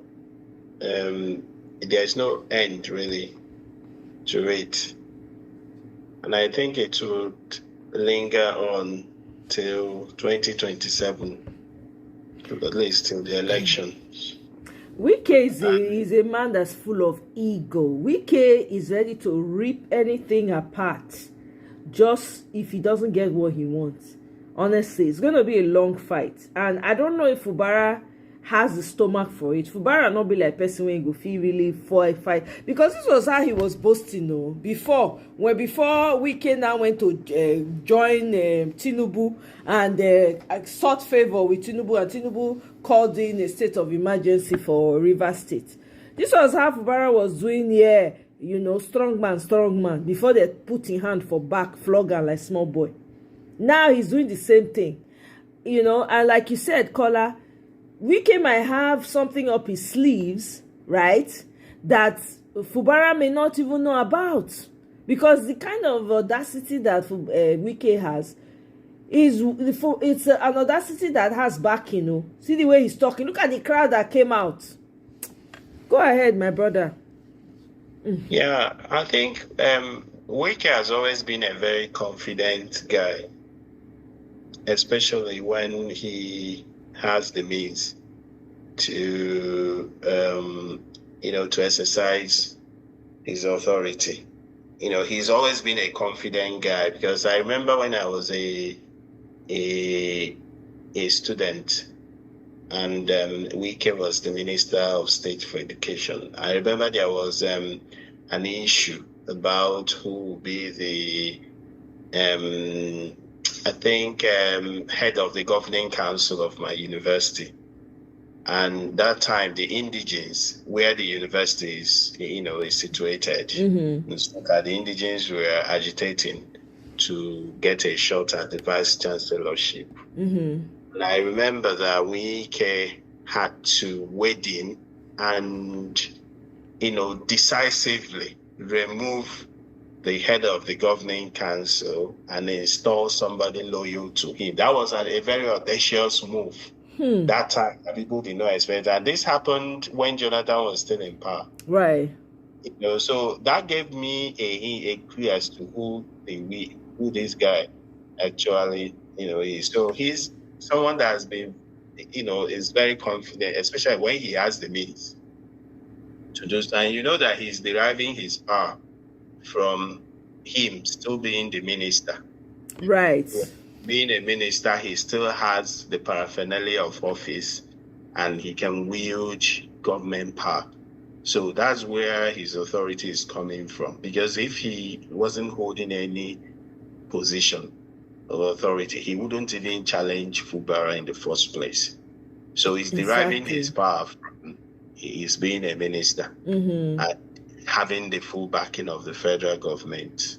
And the thing is that the reason why I think Fubara has been temperate, really, in dealing with the situation. Is because he knows that you can't compare state powers with federal powers, especially with the rascality in this administration. So, and he also knows how he got into power. Right. He knows it was Wike that brought him in. Yeah. So, because if he got into power through popular vote, through the support of the people, if he went there to campaign and people say, oh, it is Fubara that we want organically, he wouldn't even allow Wike to mess him up this much. So because he knows how he got into power, so he's trying to manage the situation, which I would really give him credit. So far, I think he's been a very calm guy. He has a temperament, really, to handle, to deal with Wike and his people. Him joining the APC is some sort of a political masterstroke from for him, really. Okay. For the Rivers people, I wouldn't say really, because I think in the whole tussle going on, they are the people getting the short end of the stick. Exactly. Really, because we really concentrate in governance with all these things. Exactly. There is no way. The way the Nigerian system is structured, even when you contest for elections and win, even when you win, even when people vote for you, like the people that run under the Labour Party, with all the distractions, because even when you win clearly, some other people will still go to court. And the pressure to even decamp to APC or PDP stems from the fact that they can even bribe the judges and they rule in favor of your opponent. So they will put pressure on you that if you don't join, you may even lose your seat. So those are some of the issues. With all these things, you can't even concentrate on governance. You can't achieve anything. So at the end of the day, it continues. A futile cycle. You run for election, exactly. You spend the first year in court, and then you use 1 year to make some money to help you, settle your godfathers or even fight them, and then the next 2 years you use them for campaign. So at the end of the day, we are not really making progress. But the thing is that even Bola Tinubu himself, he would even like it that Wike is controlling the PDP and the other guy is controlling the APC. At the end of the day, he's the beneficiary of the fight. The same fight that is going on in the PDP between Wike and Makinde, who are at each other's throat. Makinde is probably working for Tinubu. Wike is clearly working for Tinubu as well. So at the end of the day, he's... So you think Makinde is working for Tinubu as well? Do you need a soothsayer? No, because he came out talking tough, like, he's, You've been around now for long to know how these guys operate. Well, that's true. You're right. Yeah, you've been around. See what happened in 2023. When they gave Peter Obi, their platform, the stakes. He came, he talked to people, they embraced him, but they didn't give him their word. They kept on, being a bit hypocritical about the whole thing, and they're sitting on the fence, and at the end of the day, they gave their full support to Tinubu. So, yeah, Makinde is clearly not working because in Nigeria today, it's either you are for Tinubu or against him. Makinde is clearly not against him. If he was against him, we would know. He would be in the camp of the people fighting for a new Nigeria. He clearly is not. So he doesn't really. Makinde cannot challenge Tinubu in the Southwest. You know that. So he probably is working for him. Wike clearly is working for him. So at the end of the day, he's the beneficiary of the whole game, that's being played. Regarding the coalition. Right. Regarding the coalition, because over the last few days, a lot has been said about it. And what I think is that the key players in the coalition may want to be restrained in divulging their plans. Even if there has been an agreement, you don't want, if you're going to contest against someone like Tinubu, you don't want to give away your tactics. Because if you go now to the main media, what they are discussing now is, will Peter Obi contest? Exactly. Candidate. Yes. So they want the answers, because the mainstream media, they're just in the pocket of the government. Yes. So they ask that government has given them. Even if they say, that they have kidnapped 200 school children. They don't care. It's not their business. They don't report those things. They don't care. So what they care is whether there is a fight between Atiku's people and Peter Obi's people. That's what they are more focused interested in, these days. So they want those answers. Yeah, and I would say that Peter Obi and Atiku Abubakar and the other guys, they have been really matured so far in navigating all these hurdles and handling all these issues, since they started discussing the coalition till the coalition became a reality. So I don't think they would want to reveal any of their agenda to anybody now. But I have a strong feeling that Peter Obi will be the presidential candidate. Why do I feel so? Because if you've been observing and listening to what's been happening, was it last year, either early last year or late 2024, Badebo Rodsvival granted an interview.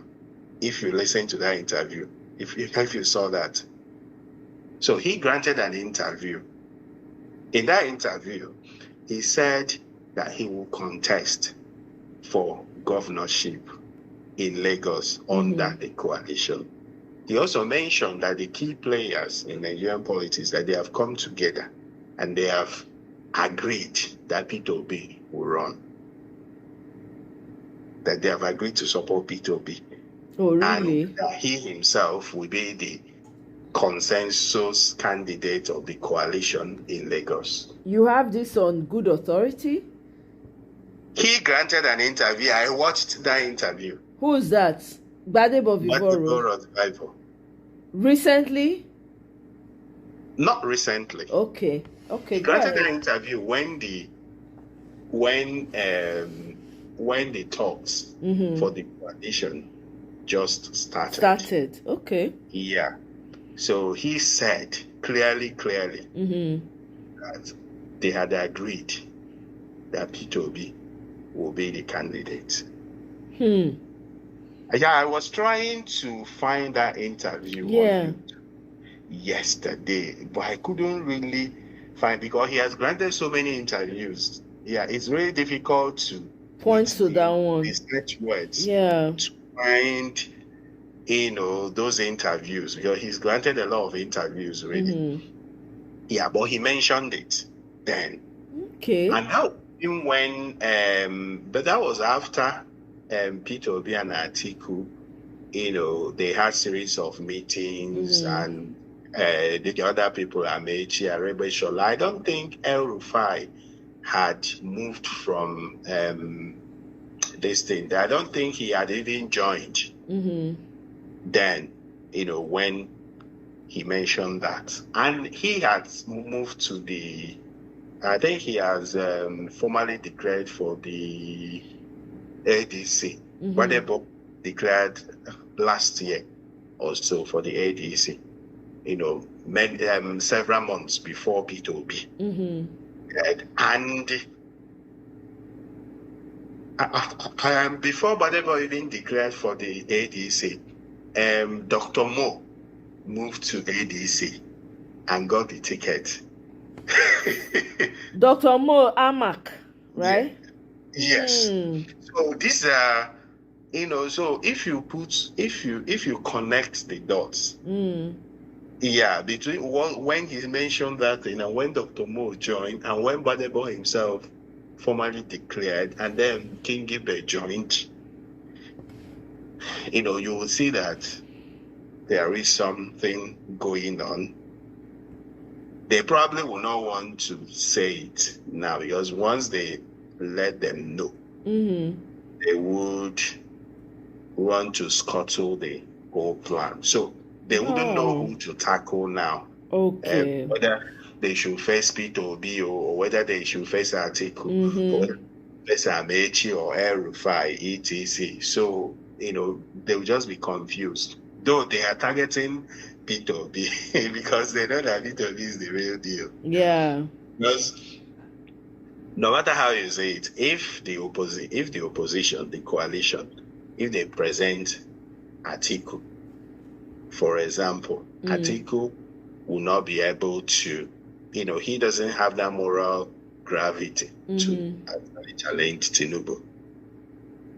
Because Tinubu's media people will just rubbish him and he doesn't have organic support. Right.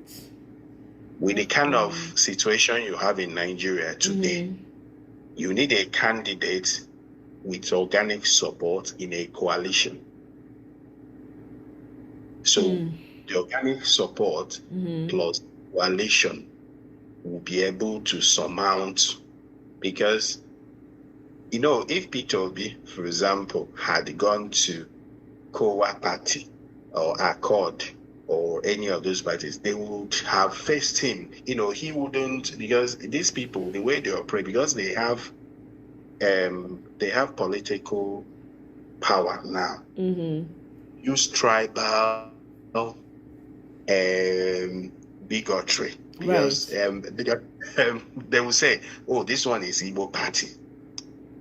They cannot use that tribal whatever now because this is a coalition. So they cannot isolate P2B and the Ovidians because it is a coalition. So the tribalism will not sell. They cannot use violence because it will not sell, because the coalition also has people who their head they hurt. You see, so those two instruments that they use, ethnicity and violence, will not fly. Right. You see, so that's why Peter Obi, thought it was wiser to be in a coalition. It gives more protection against those two key instruments that Tinubu uses: ethnicity and violence. Okay. So he's likely going to be the candidate. Okay. Well, somebody said you should off your mic. Did you see that comment I pinned? I just pinned the comment up. I just pulled it up. Can you see it on the screen? On the screen, yeah. So may you off your mic. May you not talk too much about the coalition and what their intentions are. Okay, yeah. Not give out too much, because these people are these people are hunting. They're looking for a way. But you know, these are all guess. It's all guesswork, though. Nobody really knows for sure, right? It's all hearsay until they come out and tell us this is the plan. We don't know anything. It's just people's perception. Even the video you say is just his Gbadebo's. Maybe that's his own mind. He probably is speaking from his own mind or perception of things. We don't know. What we know is that we're in a big family now with the good, the bad, and the ugly. May everybody respect themselves. That's all. Let's all respect each other, you know, until then. Because 2027 is going to be hot, you know. It's unfortunate because right now we're reading tweets about people talking about Africa being incapable of governing themselves. If I tell you, say that thing, they piss me off. Now, lie. It really is pissing me off that in this time of age, people are still having those type of sense. And I don't blame them. When you allow the worst of you to rule, and it's not our fault though, it's the same colonialists, the same Democratic Party that have wrecked us for so long. So this is a time, we really need to know what we are doing going into 2027 and not be bamboozled and carried away by unnecessary propaganda and distractions, because it's definitely going to come. They are going to weaponize a lot of things, you know. So we need to be ready and we need to mobilize and mobilize fast. There's no time, you know. If anybody's joining this, go ahead. What I think people should do, you know, youth should do, you know, need to participate, really, because there is no other way. If young people don't participate, then the whole place, the whole arena, political arena, will be filled with all these old people. You see the people that joined Peter, the ex-governor, this Atiku, them. I was even surprised that those people are still around and still active. You know, Atiku, them were, you know, all those guys that were governors in 1999. You know, a good number of them are in their 70s. You know, late 70s even. You know, former ministers. You know, some are even in their 80s. Mm-hmm. And some of them can't even operate social media. They can't even operate good phones, you know. Mm-hmm. They need people around them to help them with things, with information, etc. So those are not the kind of people you still leave the key instruments of, you know, politicking with. So I think the only way is for young people to saturate it and, you know, try to be involved, really, because it starts with all these world congresses. And fortunately, now the party has announced dates already for those congress, which is the clear difference between it and the Labour Party. Because they've announced. So when is the first congress? When is it taking place? It's online. The dates already, because registration is from 2nd of January to, I think, 17th. Okay. That's the only one I was able to memorize. Yeah. You know, but we assume that registration should be ongoing anyway, mm-hmm. or like mass registration. Mm-hmm. One other thing they should do in this party mm-hmm. is to make this registration easier for people, both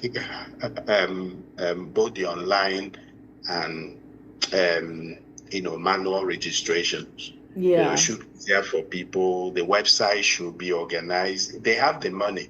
Yeah. Really, if you say, oh, so person has spent a lot of money, so where has the money gone to?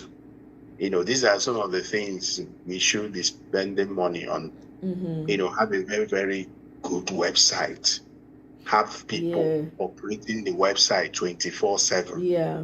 You know, these are some of the issues that we should also raise when we have all these media chats with Peter, because you know, it baffles me that in this 21st century, when it comes to media technology, we are still far behind. Right. You know, whereas even private people, you know, people that even run their own small business, they have very good websites and stuff. A whole political party coalition, they can't So it even cuts across the whole divide, or the ruling party, because these things are handled by people in their 70s, 80s. They have no clue how to go about some of these things. So these are some of the issues that people should be raising.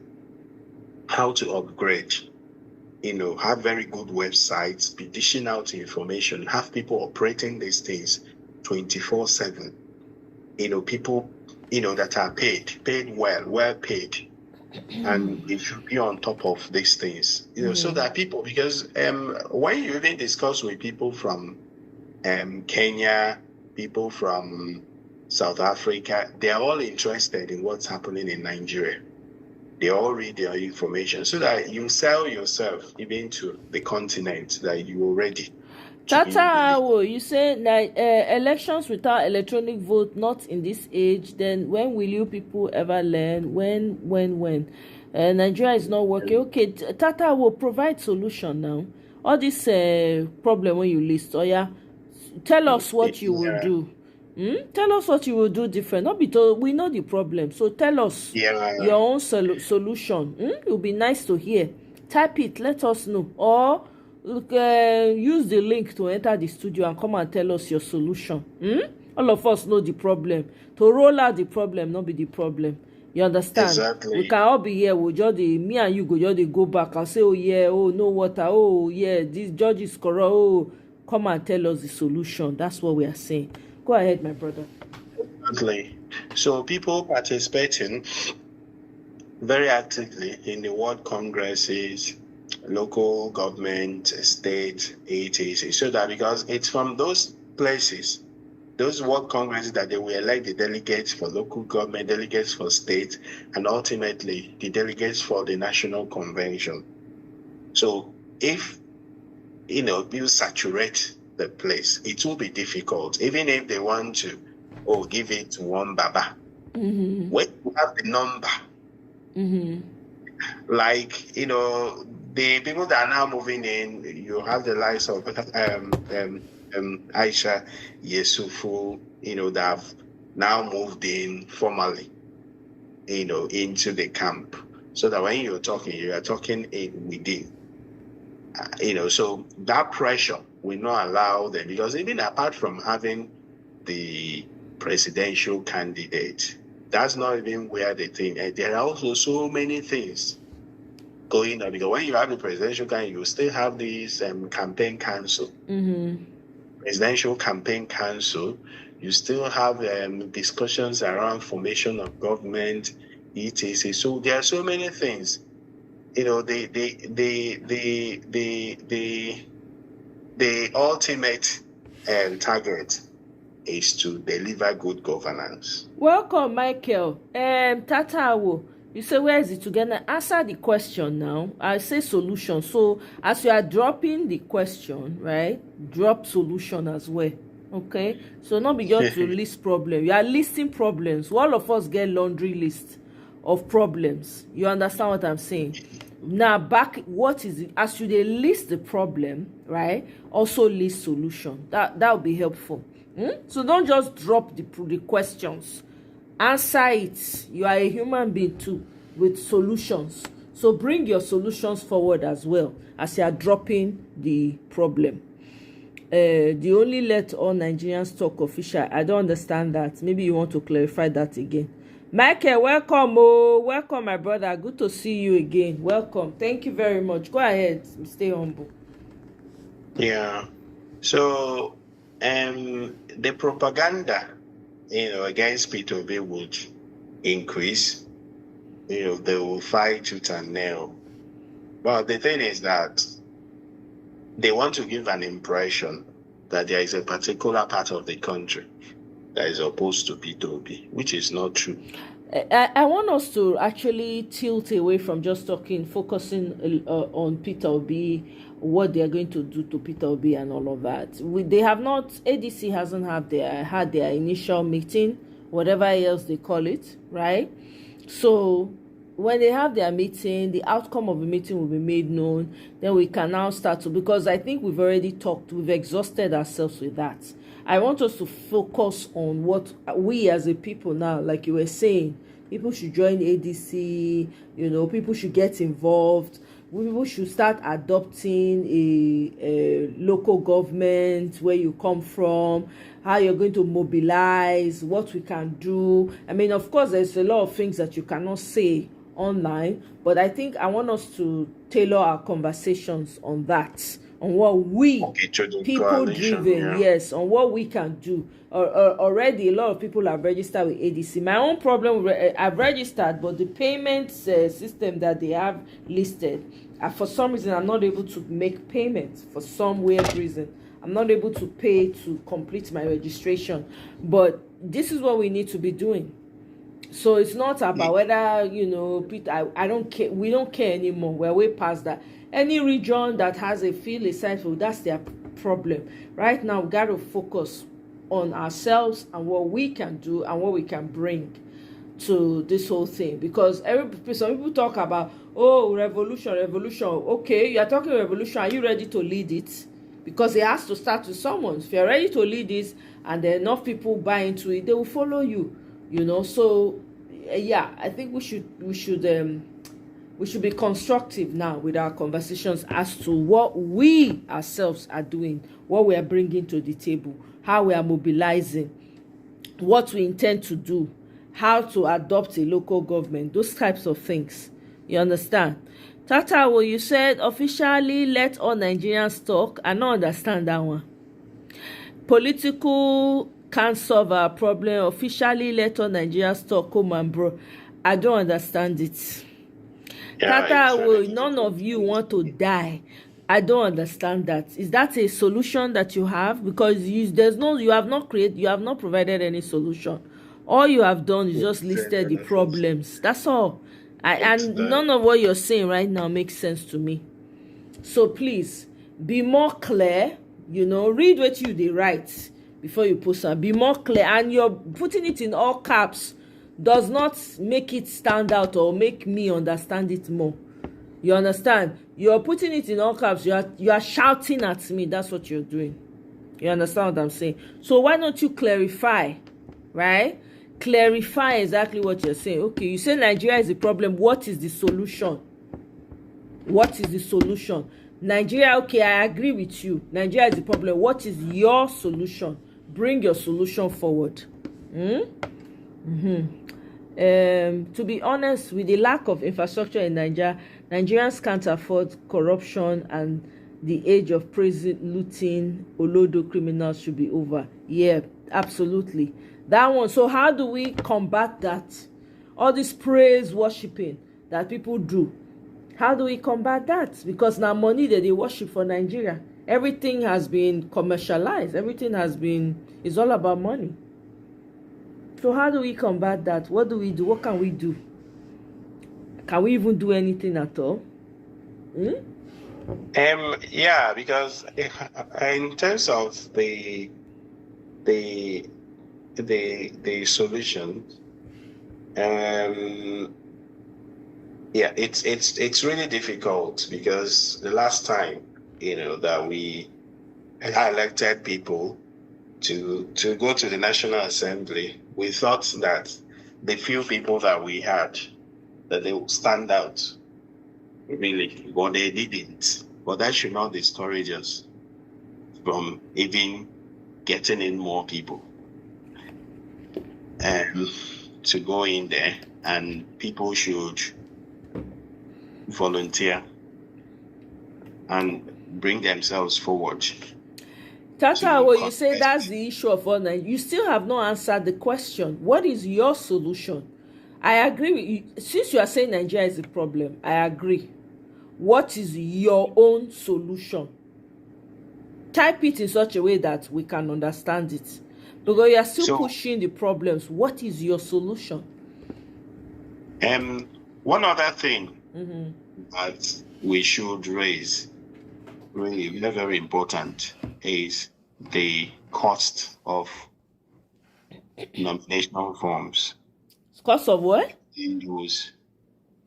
Buying nomination forms. Okay. Interest forms, nomination forms for different seats. be it State House of Assembly, House of Reps, Governorship, Senate. Yeah, we Because know before we can talk about that, Kola, thank you very much. You kind of summed it up for me there. It all rests on who the presidential candidate is. Even cost of the forms, there's not much we can do about the cost of the forms right now. That's just the truth. There's nothing you can do about the cost of the forms. All these parties are out to make money as it stands with the messed up system we have. Tomorrow, ADC cannot change it overnight because the system is already created, right? So cost of the forms is not going to do much. Anybody that wants to run for election in Nigeria, unfortunately, unless within ADC they decide, okay, we're going to take a loss and just say, okay, for people that are just coming in, we're going to lower the prices of the forms, which I don't know how that's going to work, to be quite honest. You know, and that also depends on who the candidate is that emerges from this ADC. I don't want us to just assume and put all our hopes and say, okay, yes, definitely Peter Obi, right? Even though, yes, that's what we want. But we don't know. So until the candidate emerges again from the meeting, a lot of conversations are going to come out of that. And then we can now know how we can now say, okay, these are the questions we need to ask concerning, you know, how, what are they going to do about people that want to contest and the money for the forms? Are they going to do something about it? You know, so we can now have a face and ask that question directly. That's the truth of the matter. Mm-hmm. So fundamentally, the presidential candidate you say no solution because usually emerges last. Sorry, 1 second. Just stay humble. I just want to keep up with Tatawo at the same time. I really apologize for interjecting there. No solution because Nigeria have no respect for me, neither you. Okay. How can I speak with terrorists, secret cultists, militants, religious people? How? Okay, then you have no solution, right? So it's safe to say you don't have any solution. So there's no need now. So since you don't have any solution, just they listen. Don't bother typing. Because you don't have any solution. You are just listing the problems. Listing the problems is not going to solve anything, right? So if you don't want to be a part of this conversation that we're having, then it's okay. You understand? You can just listen. There's no need. Your question is not helping anybody.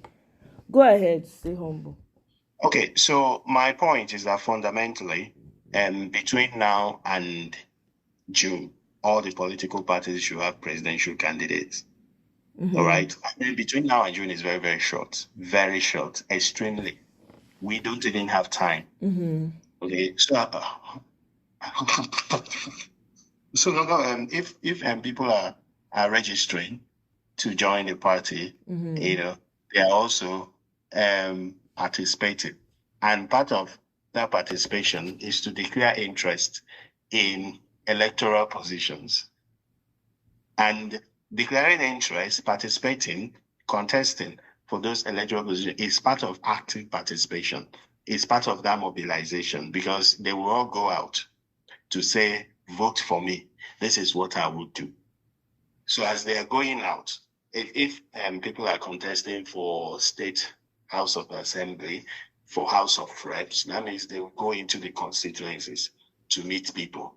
As they are meeting the people are getting to know about this party. The people are getting to know about the logo mm-hmm. of the party and what the party stands for, right? So you cannot divorce that from participation. It's all part of the active participation. And you cannot get people from the moon to vie for those positions. The people that will vie for those positions are people within the party. And if you don't say, if you keep quiet about the forms, the cost of the forms, nobody will do anything about it. But do you know how much the forms cost? I mean, do we have any idea how much the forms cost? That is the point. And nobody has even raised it. Now, so it's also going to fall, because guess why it's not being raised? Because we don't know who our preferred. Everybody has a preferred candidate, right? Nobody knows who their preferred candidate is. What's going to happen? So that's where the questions will. That's when the questions will actually happen. Prior to now, right? Unless you have the opportunity to interface with maybe the publicity secretary. Is that what they call them? Of the party, and ask them, okay, how much does this cost? How much does that cost? Right? We don't have that. We don't have that opportunity right now to interface with him. Right? He may maybe decide one day, okay, he wants to interface maybe somewhere like on Twitter, where people will have the opportunity to ask him. Right?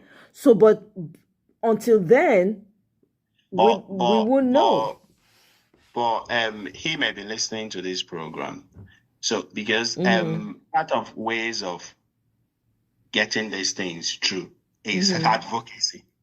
And it's even talking about it. That look, because if you don't say anything about it, tomorrow they will just give you the list containing the different prices for the forms. Okay. And then you can't change anything.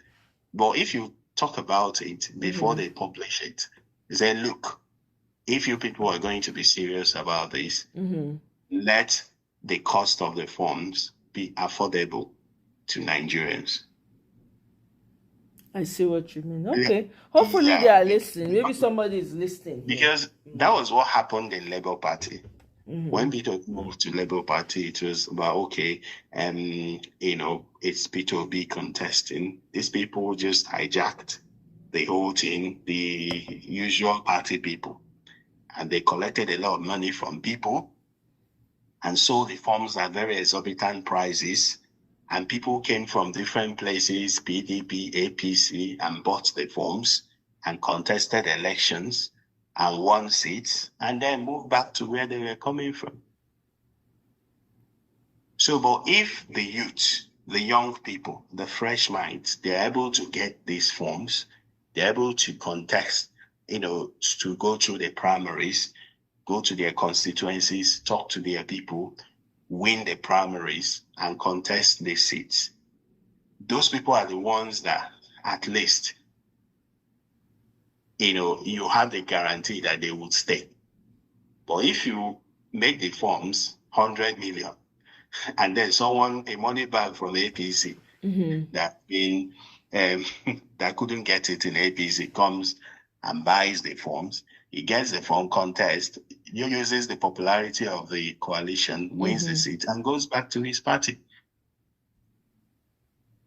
So, and then the more people you have contesting this election that are genuine people, the more people are contesting the House of Assembly elections, the House of Reps elections that are genuine people, young people that are really, really concerned about moving Nigeria forward, the better the chances of the party winning the election. Okay, well, I'm sure somehow somebody is listening, hopefully. Yeah. And they will hear. Because I usually give one example. If Labour Party, for example, had candidates for the 360 House of Rep seats, there was no way Mahmoud Yakubu would have been able to, even if they bring 100 thugs, that polling unit, they will be countered. But if you don't have candidates in all those places, then those candidates will not be able to mobilize their people to stand their ground in so many places. If you go to maybe places like KB, you understand my point. Places like Taraba, you didn't have candidates there. How would you defend your votes there? Okay, let me go through some of. Yeah, let me. You understand my point? If Labour Party had 360 candidates. Yeah, let me quickly go through some of the comments. 1 second, please. Okay. Hold your thought there. Thank you very much so far. Let me see. If Atiku refuses to play ball and becomes the candidate, the whole energy will be different. Yes, scholar, I agree with you. And then football filter, welcome, welcome. Good to see you on here. If this is your first time being on my platform, welcome. I appreciate your responses so far, the solutions you've provided. Thank you very much. This is what I want most of us to be focusing on. Solution 1, Nigerians should occupy National Assembly for the Electoral Act to be amended to make electronic result transmission mandatory and only option before the time expires. Does it have a time limit? How much time do we have left, the football? Let me know. And then solution 2, ADC members, especially those of northern extraction, must prevail on article to respect Southern presidency till 2031. Yep. Solution 3, Obi Kwankwaso should be on the ADC 2027 presidential ticket. Okay. All right. I like your responses though. They are very straightforward. So you came with solution. This is amazing. All things considered, ADC really need to have their primary as early as possible. That's what we're waiting for. The primary is very important. I think they said they're having it. I'm not sure when now.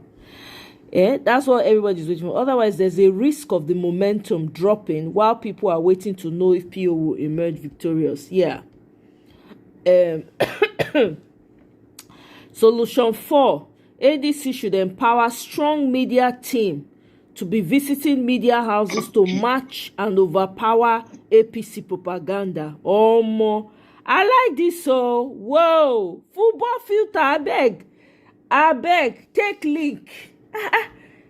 Since football filter, you they drop gems on us. I beg, my brother, enter if you get time, because we need to dey talk. Time not day again. We need to know what we dey do. I beg, come tell us. It's your first time. Oh my goodness, thank you so much. Oh, it's an honor to have you here. Just like when Kola come too that time. Now so Kola just dey, hey, Omo. Thank you for coming to my channel. This is brilliant. I appreciate the solutions. If result is not transmitted directly from the polling unit and called right there with no other, sorry, stay humble. Sorry, go get some water. I beg. No be the time to the cough be this, so I beg. When you need all the energy. If result is not transmitted directly from a polling unit and called right there with no other collation, then I see no path forward because Tinubu is rigging again. That's a point. That's you're right about that. You're right about that. I don't even know. Is there a deadline for the electronic, for the demand for the electronic transmission of results? Is there a deadline? That's what I don't know. Deadline day. Yeah, so I think the House of Reps, as past states, I think it should be waiting for Senate now. Okay. Once they think pass it, then they will forward it to the president. Okay. But as usual. Football filter, you subscribe? I better subscribe, oh. Usually have a complete. Your solution is they did not bam. criminalize They did not criminalize vote buying.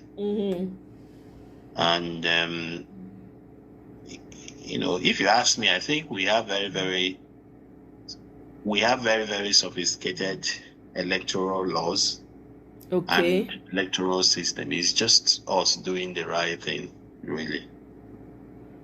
So how are we supposed to follow up with them with this electronic transfer, this electoral reform thing? How do we follow up? How do we know? How do we pass information? I know this guy is always on it. What's this guy's name again? Peter for Nigeria. Yeah, Peter for Nigeria. He's been on top of it. So how do we follow up? To make sure that we're following through to see, because in a way, I still feel like if these people want to do rubbish, they will still do rubbish. That's the truth. Because look at what's happening with the tax bill, for instance. They have two tax bills now. One is gazetted, one is the National Assembly. We don't know which one to follow. Do you understand? So I don't know. Even with the electoral reforms and all of that, even if they pass it, they can still find a way behind. Not be APC. The real question is: are Nigerians really ready and willing to take back their country? Yeah, I think that's where where it really falls on. Because ultimately, they can pass a bill. Yeah. They can make a law and say, look, all the results, must be transmitted. Mm-hmm. And on the election day, they will still fall short. They will do something else. And they will tell you to go and do your worst. Exactly. And all the judges are in their pocket. Bam. So in that case, what would you do? What would you do? So that's the thing. Dr. Odi Kano has come out and say that Peter Tinubu, he doesn't even need your vote as a Nigerian. All he needs is the judges and the INEC officials. That's it. And he has them in his pocket. So it really actually falls on Nigerians at the end of the day. Because even if let's say they pass they do the electoral reforms, they pass it, everything looks good and all of that, they're still going to end up doing what they want to do unless Nigerians stand up. That is the cocoa of the matter. The problem is that electoral amendment passed by House of Reps still left it open. Okay, the problem is that the electoral amendment passed by House of Reps still left it open for INEC to decide either to transmit online or go manual like they did in 20. That's the problem. They will always leave something open. They will always leave a loophole. They will find a way to sneak it. Look, we have 2 tax bills now.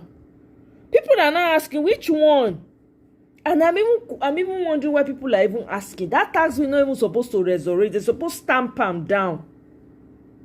You understand? Atlantic, welcome. I see you. You said, I saw your initial comment. I was going to say, once they do it, they will say go to court. Exactly. The court they've already bought. So the real question really is, are Nigerians ready to take back their country? That's it. All falls back on us. Yeah, because what happens is that every electoral year, we go to us and say, okay, amend the law, and then they would be silent for some time to look at the law and see how they would get around it. So exactly. After some period of clamor, they would put in few things there. Before they even put in those things, they must have devised means of getting around them. Exactly. And they would delay. They would delay looking at the bill. At last, you say what we should be fighting for now is how to change that law to have absolute law with no loophole. Atlantic, that's not going to happen. You and I know that. Yeah. With this bunch of cretins, that we have, it's not going to happen. That's the problem. Ghana that had the election recently, Ghana, the electoral system is not even half as sophisticated as our own. All this technology we use, this and that, they don't have all those things. But they still did an election that was, fair, relatively free and fair. So it's all because Ghanaians were prepared to do their worst. Exactly. Ghanaians were prepared. They went with all kinds of tools. They were marking all those people that were collecting their results. That's what needs to happen. All these things that we're talking about, even though the football filter, like you said, even if we occupy the National Assembly, they tell you, okay, we have done it. You won't know whether they have a second copy. Oh God, now they take on a demonic politicians they play. When everybody don't go finish, they go do what they want to do. The real deal will be, as if they claim say they don't pass them, you go with that faith, you go vote. But when you are voting, you are not going by yourself. You have to go in groups with tools ready, close marking everybody, and you don't just wait, not just vote and leave. You follow them to the collation center. Everybody go man their guard for there, carry mat and bed to sleep for there. I'm telling you, that's the only way. Now Nigerians last now go still do this work.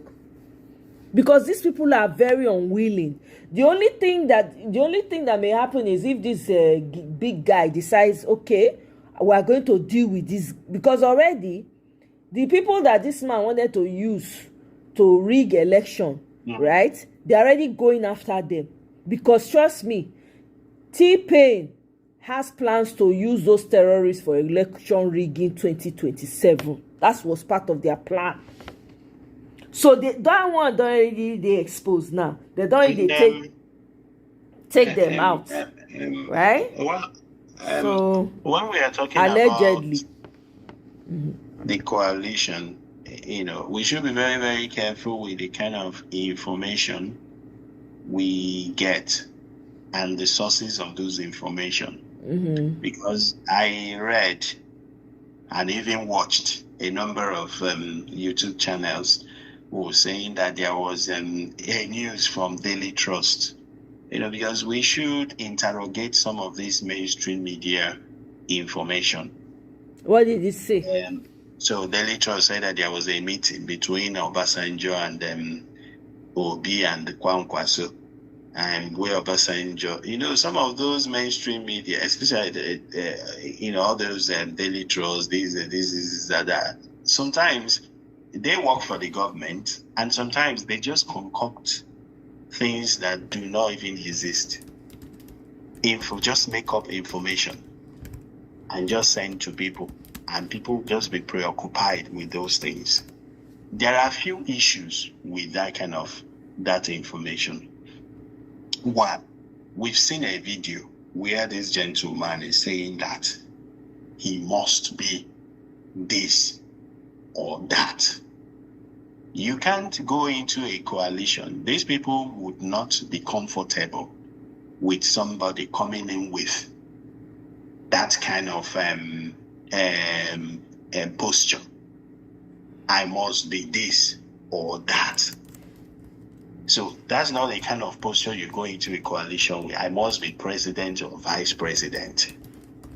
You can't sit well with them. And the most preferable option, to be honest, is an option where people impress on Atiku Abubakar to support Obi, and he does it, and then nominates a running mate.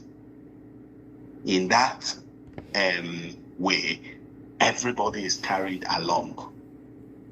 Because what Daily Trust is reporting is that Obasanjo met with Obi and Kwankwaso, and then okay, look, I want the two of you to pair and pose a formidable opposition against Atiku. Obasanjo, I don't think will do that at this stage. I didn't see that, so I normally don't get my Daily news. Trust. I normally don't get. I mean, I get what you're saying. It just in case for people listening and watching. But I don't listen to Daily Trust. I hardly even. Most of my news is not from. I didn't even see it. So, but I get I get reason why you're raising it. So from that Daily Trust and the video where there's Kwankwaso was saying he was either be president or vice. So people are now making videos, and then people are now saying, oh, give us Obi and Kwankwaso, give us Obi and Kwankwaso, Obi, Kwankwaso, this thing. So, people should be very careful with the information that they are getting and really interrogate the sources of those information. The Obasanjo said this or that. Obasanjo will not do that at this stage. Will not want to, say, people are going to come together and you people fight Atiku. That's the information so many people are peddling on YouTube. And they're saying, look, it's Obi and Kwankwaso. So they should be very careful. Right. They should be very careful because these people, they have all those main media people in their pocket.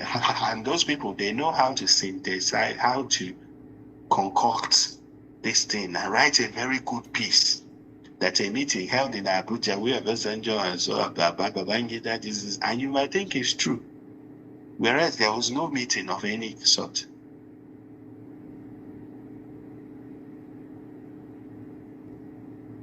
So,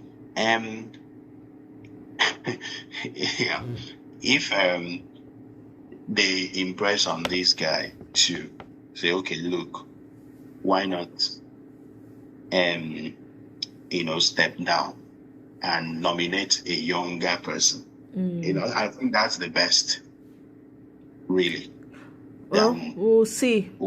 Saying so and so person with so and so person. It's okay. The thing is, we can't even. And people will have their own different, opinions and preferences and all of that, right? So our own is to be very, critical of the information we're receiving. If it's not from the right source that we know, right? If it's not coming directly from the ADC that we know or from the people that we know within the party, then it doesn't make so. I mean, that's the best way to go about it, because right now, since the focus is on ADC, at the same time. Now, I wanted to quickly come to Kola. You said we don't have a revolutionary mindset like Ghanaians, Kenyans, Tanzanians, Cameroonians, Senegalese. You're right, but we need to develop one. If we're going to deliver that country, that revolutionary spirit mindset needs to start kicking in right now, because otherwise we're not going to get it. We're not going to get it at all. Understand? Tatawo, no matter how you complain from now till tomorrow, if you not do something, if you not get solution, you will just be crying forever. That is what you are doing. All the comments you are putting is complaint after complaint, problem after problem, zero solution. Anyway, moving forward, no problem. Kwakwaso could be scheming for the 30-31 candidacy. Bam.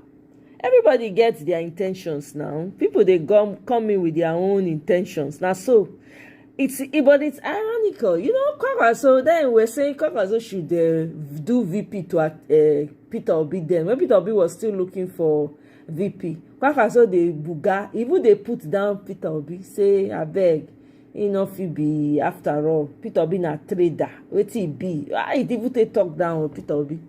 Anyway, moving forward, it's okay. We're all learning a great lesson now. Make Nigerians wey like drama and propaganda dey careful. That's true. These political Nollywoodians, exactly, and that's what Stay Humble is saying. He's trying to caution all of us that we should be careful. We should be critical of where we're receiving our information, and also there'll be people with ulterior motives that will come on platforms and be saying all kinds of things just to derail what we're talking about. We're mindful of that. We have to be mindful and not get carried away and not allow our focus to be derailed, So you're right. You guys are right. So, okay, now, Tata, if you are saying that Nigeria will not work, it's okay. You understand? You don't have any solution. All you have is complaint. To you, it will not work. But I am guaranteeing you long life, that you will see it work and you will look yourself in the mirror and laugh at yourself. No matter how many times you say it, it doesn't change the fact that those that are ready to make it work will work, and you will be alive to witness it. As per you're asking question, why God made you Nigerian, go in front of your mirror and ask your question. That's a question you ask in the quiet of your bedroom. It's not for public consumption. But since you want to put it out there, okay, what can you do now? Since you're Nigerian, what do you want to do? What are you going to do about it? I beg. All this thing, see. You definitely don't live in Nigeria anymore. So if you have so much hatred, exactly. If you have so much hatred, why are you in a Nigerian's comment section crying? I don't understand. You are in a Nigerian person's whatever comment, you are crying. What do you want me to do for you? All you are doing is crying in my comment section. If you are not Nigerian, people when they claim say they don't be Nigerian, they know they enter any platform that has to do with Nigeria, they waka pass because they don't want to have anything to do with it. But you are here. That means that your mind is stuck in Nigeria.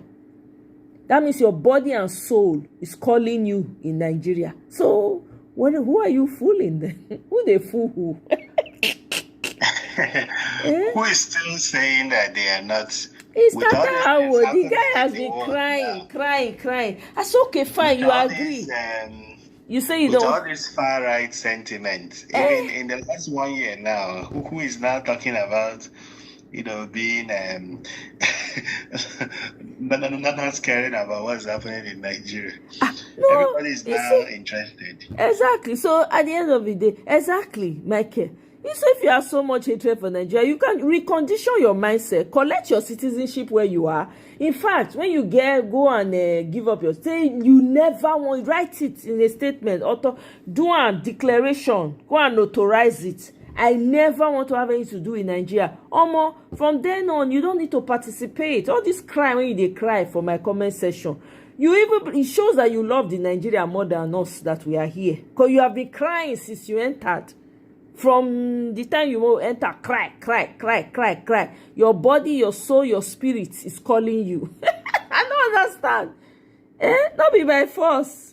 Nobody's forcing you.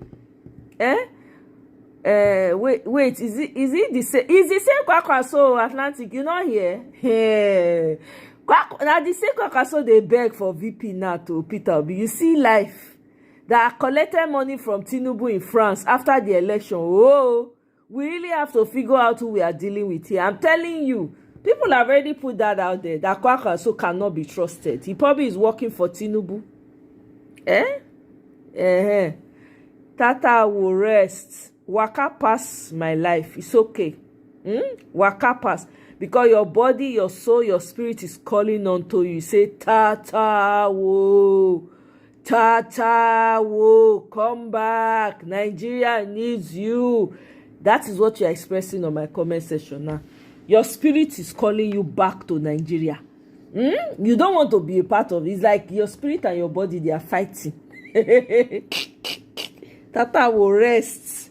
Zukwanike. Tata will Zukwanike. Have you spoken to people of other races and their disjointness? Stop thinking dysfunction. Leave him in his delusion, in his delulu. Leave him. Michael, leave him. Make it now in trauma. He dey express in trauma for comment section.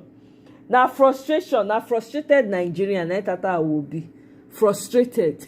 The guy is frustrated. I don't know, a man and a woman, I don't know. He shall dey frustrated. Are they sorry for him? Sorry, Tata was sorry. Pele. This is why ADC needs to deliver the candidate soon, because we're putting emotional energy based on it. Exactly. Yeah, you're right, Kola. You're absolutely right. I agree with you on that one. So, at a gathering, some Nigerian women were complaining about how Nigerian men were so abusive. An Indian woman told them to hold her cup. I started showing them videos of Indian men dealing with them. Oh my goodness. That's how they be now. That's why ADC needs to deliver their candidate as soon as possible, because at the moment, people are putting emotional energy based solely on hope and not said, yeah, Kola, I agree. But we don't have a choice than to wait for their first meeting. I have decided I'm not going to even talk about any candidates. You understand? I'm just chilling right now. I don't even want to. But that doesn't mean I'm not going to talk about how we need to be preparing against 2027, because it's very important that we're aware of that, So, unfortunately, now the waiting game. And remember, I don't know if you guys remember, Tinubu is trying to push for the election to take place in October 2026. Did you guys hear that at some point? Yeah, but the INEC have released the timetable. They have? Yeah. When is the election? 2027? February. Okay. Yeah. But magic can happen in Nigeria, We still have to keep our eyes peeled and ears open, because these people might be... Yeah, October will be too early because, of course, they would have timelines for... primaries, governorship, presidential, this and that and that. Right. And, October will be impracticable. Somebody say, I don't understand Tinubu's policy. We went to Ile-Iyan to eat. Our bill was 181k. But to our surprise, we were asked to pay an extra 23k, 7.5% VAT, and 5% consumption tax. In the end, we paid 203,000. Nigerians, is this how we are going to be paying when we buy and sell?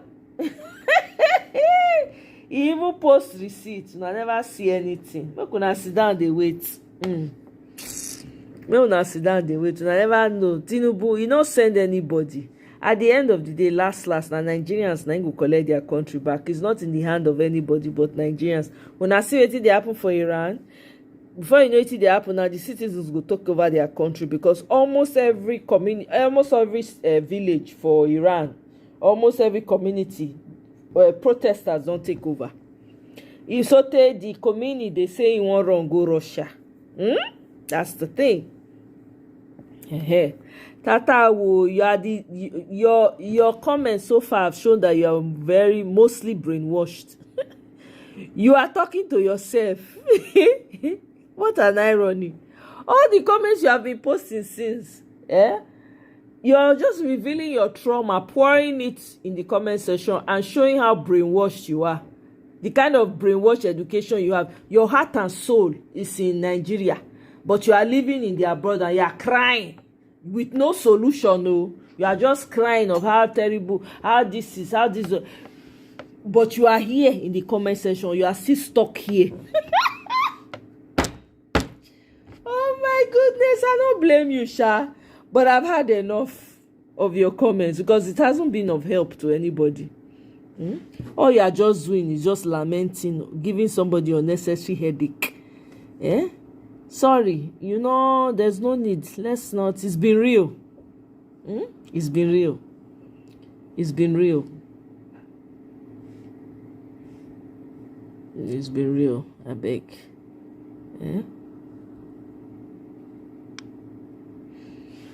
It's been real. It's been real. It's been real.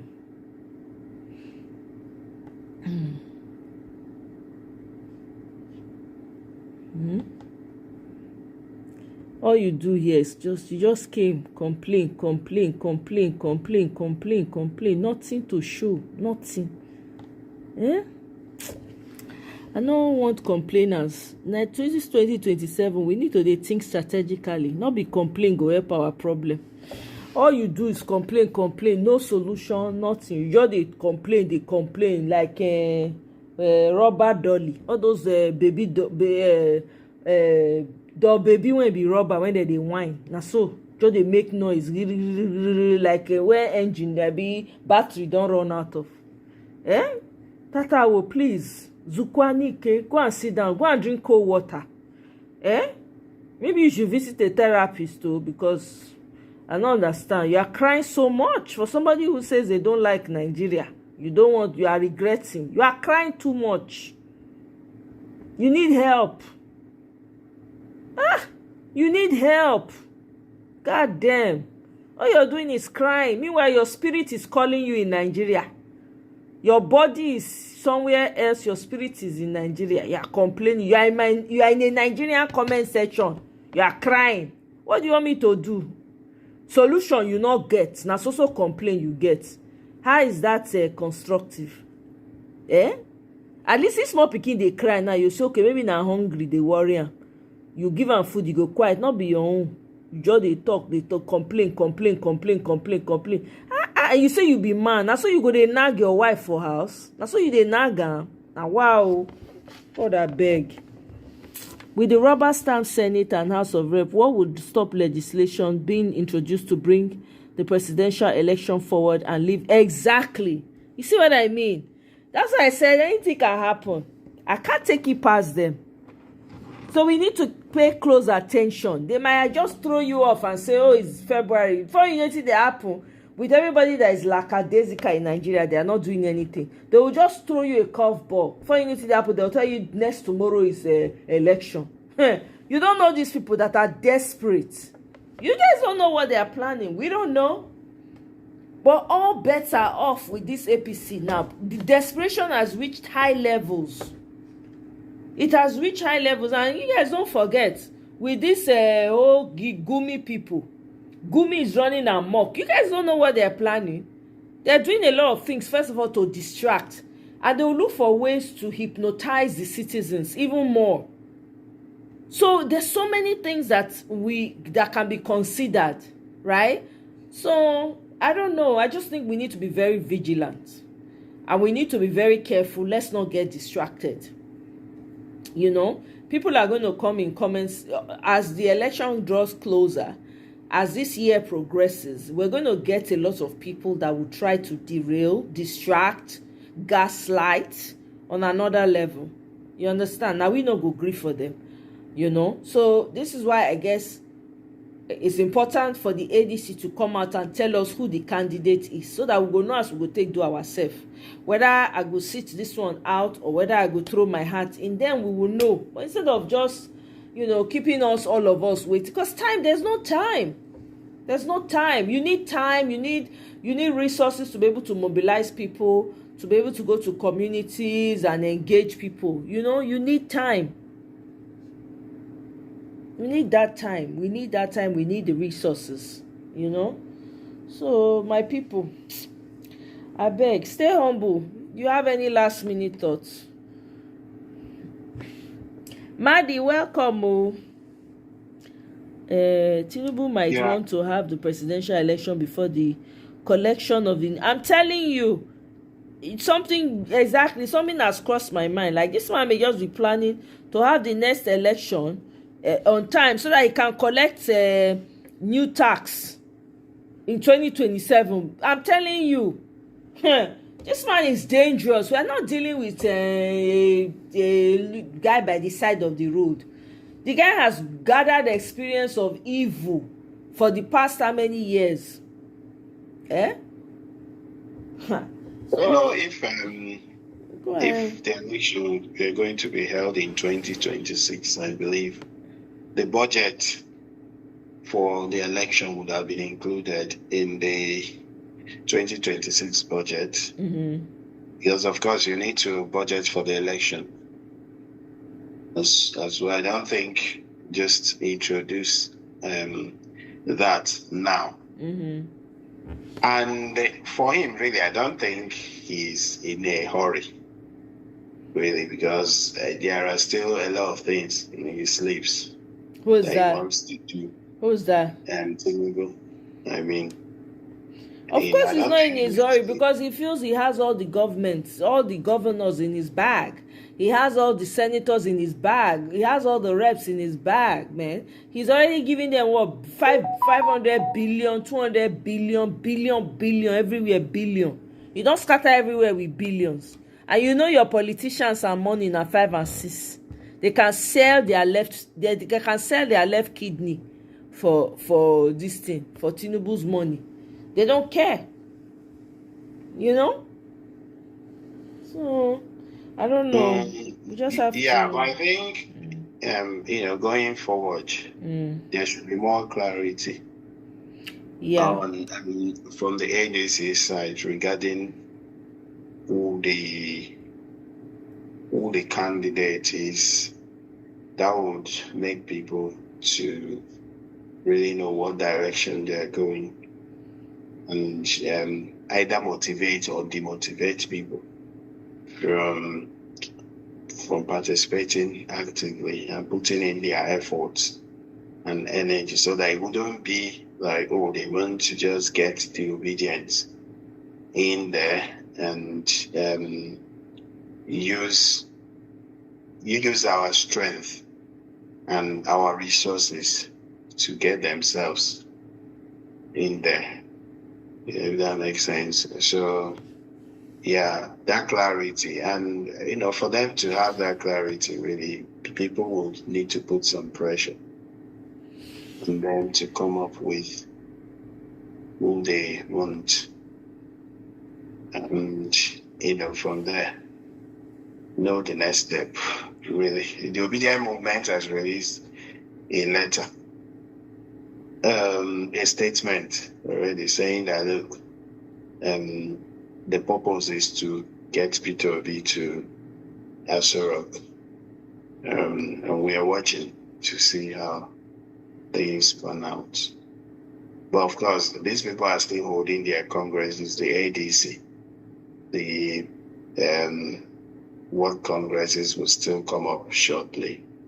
And so after those congresses, they will now go to the National Convention. That's where they will elect the presidential candidate. But I think the way to go really for ADC is to have a consensus candidate. If they go to those primaries where people spend a lot of money and people travel from far and wide to vote, and Chorus primary, it may just tear the party apart. So they should sit together, have a consensus candidate, and then the obedient would now see where they go from there. Exactly, that's what we're waiting for. So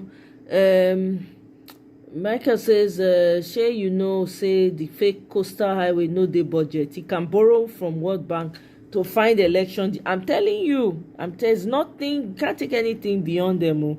The worst case scenario will be for ADC to delay their primary and APC outmaneuvers by bringing the election forward. I'm telling you, man, all these things are in the bucket.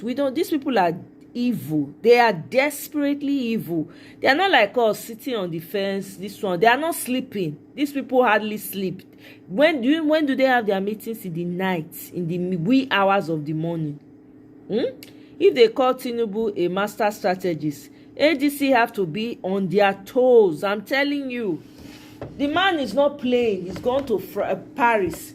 The guy is getting some of the best, the worst criminals ever to give him strategy on how to maneuver this election. Even with Trump, he's getting points from the worst people as we speak. He has Godfather, that what they call a Lebanese man there, that will go and hire some of the top criminals in the world to come and tell him, make people know what that they do. Yeah, so the only thing that they are afraid of, even his foreign backers, the only thing they are afraid of is an insurrection from Nigerians. Exactly. A revolution sort of, that could occur during the election. And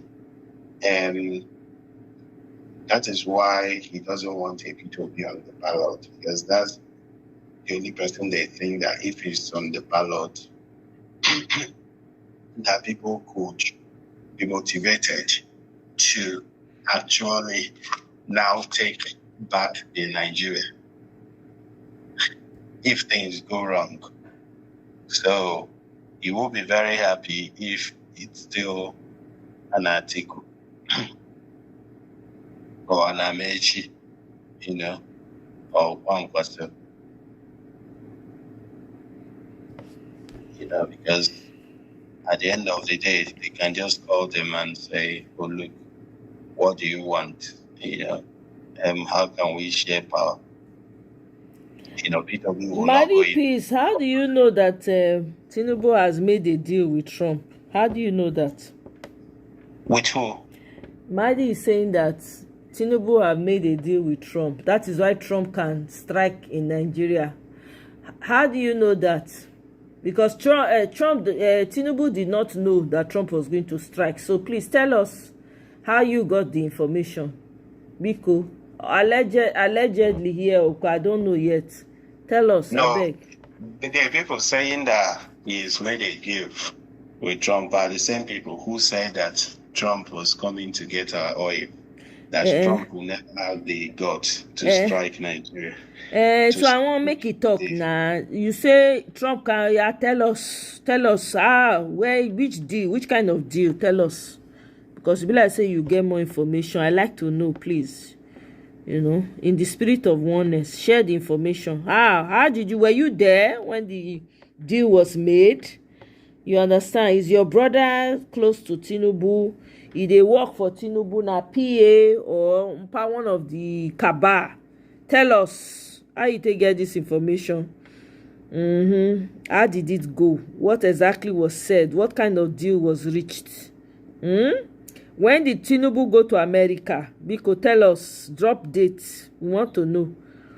When did he go to America? I just think that those people, saying they are the Abadorians, so their new narrative now is that, that Tinubu will make a deal with Trump, that Tinubu will sell half of Nigeria to Trump. So that's their new narrative now on social media. Tinubu, the same people who were protective of our oil, say, oh, Trump is coming to take our oil. No, Trump is coming to take our resources. They are now happy for Tinubu to sell half of the resources, half of Nigeria to Trump, just to retain power. So they are confident, they don't mind Trump. Tinubu will sell half of Nigeria to him, and he just help Tinubu get back to power. That's their new narrative, which is nonsense. Okay. I hear you. So Tinubu went to Trump. When he went to America? Where Tinubu pass enter America? Na ship, na canoe itepa to reach there. With Tinubu as president, Akpabio as Senate, anything is possible. Bam. Remember how Akpabio used voice votes exactly to justify president suspending a governor. Nigeria is captured. The day our hand. Exactly. Now we last go collect that country back. Nothing else.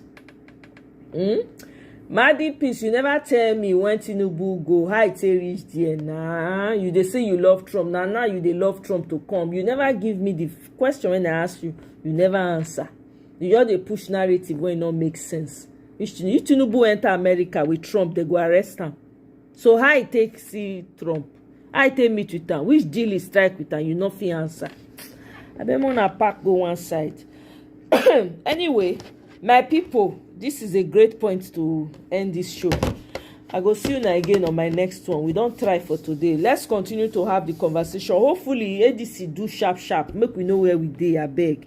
All this guessing work, I don't tire. May they tell us which way are we going? Are we going to the side or are we going to the left? Tinubu use the magic infinity cap. Take fly, go.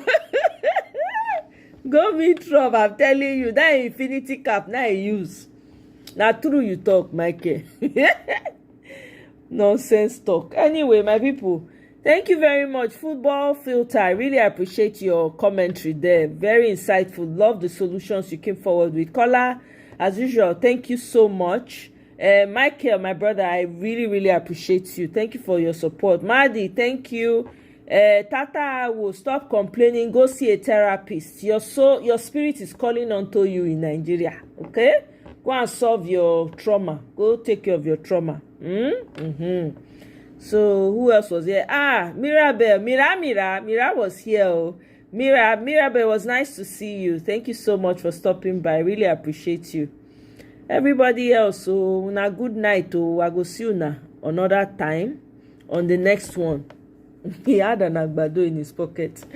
I appreciate all of you. Thank you very much, guys. Have a wonderful rest of the evening, and I'll see you on my next one. Don't forget to like on your way out, too. Oh, you're still here? Mirabel, good. Have a wonderful rest of the evening, and I'll see you on my next one.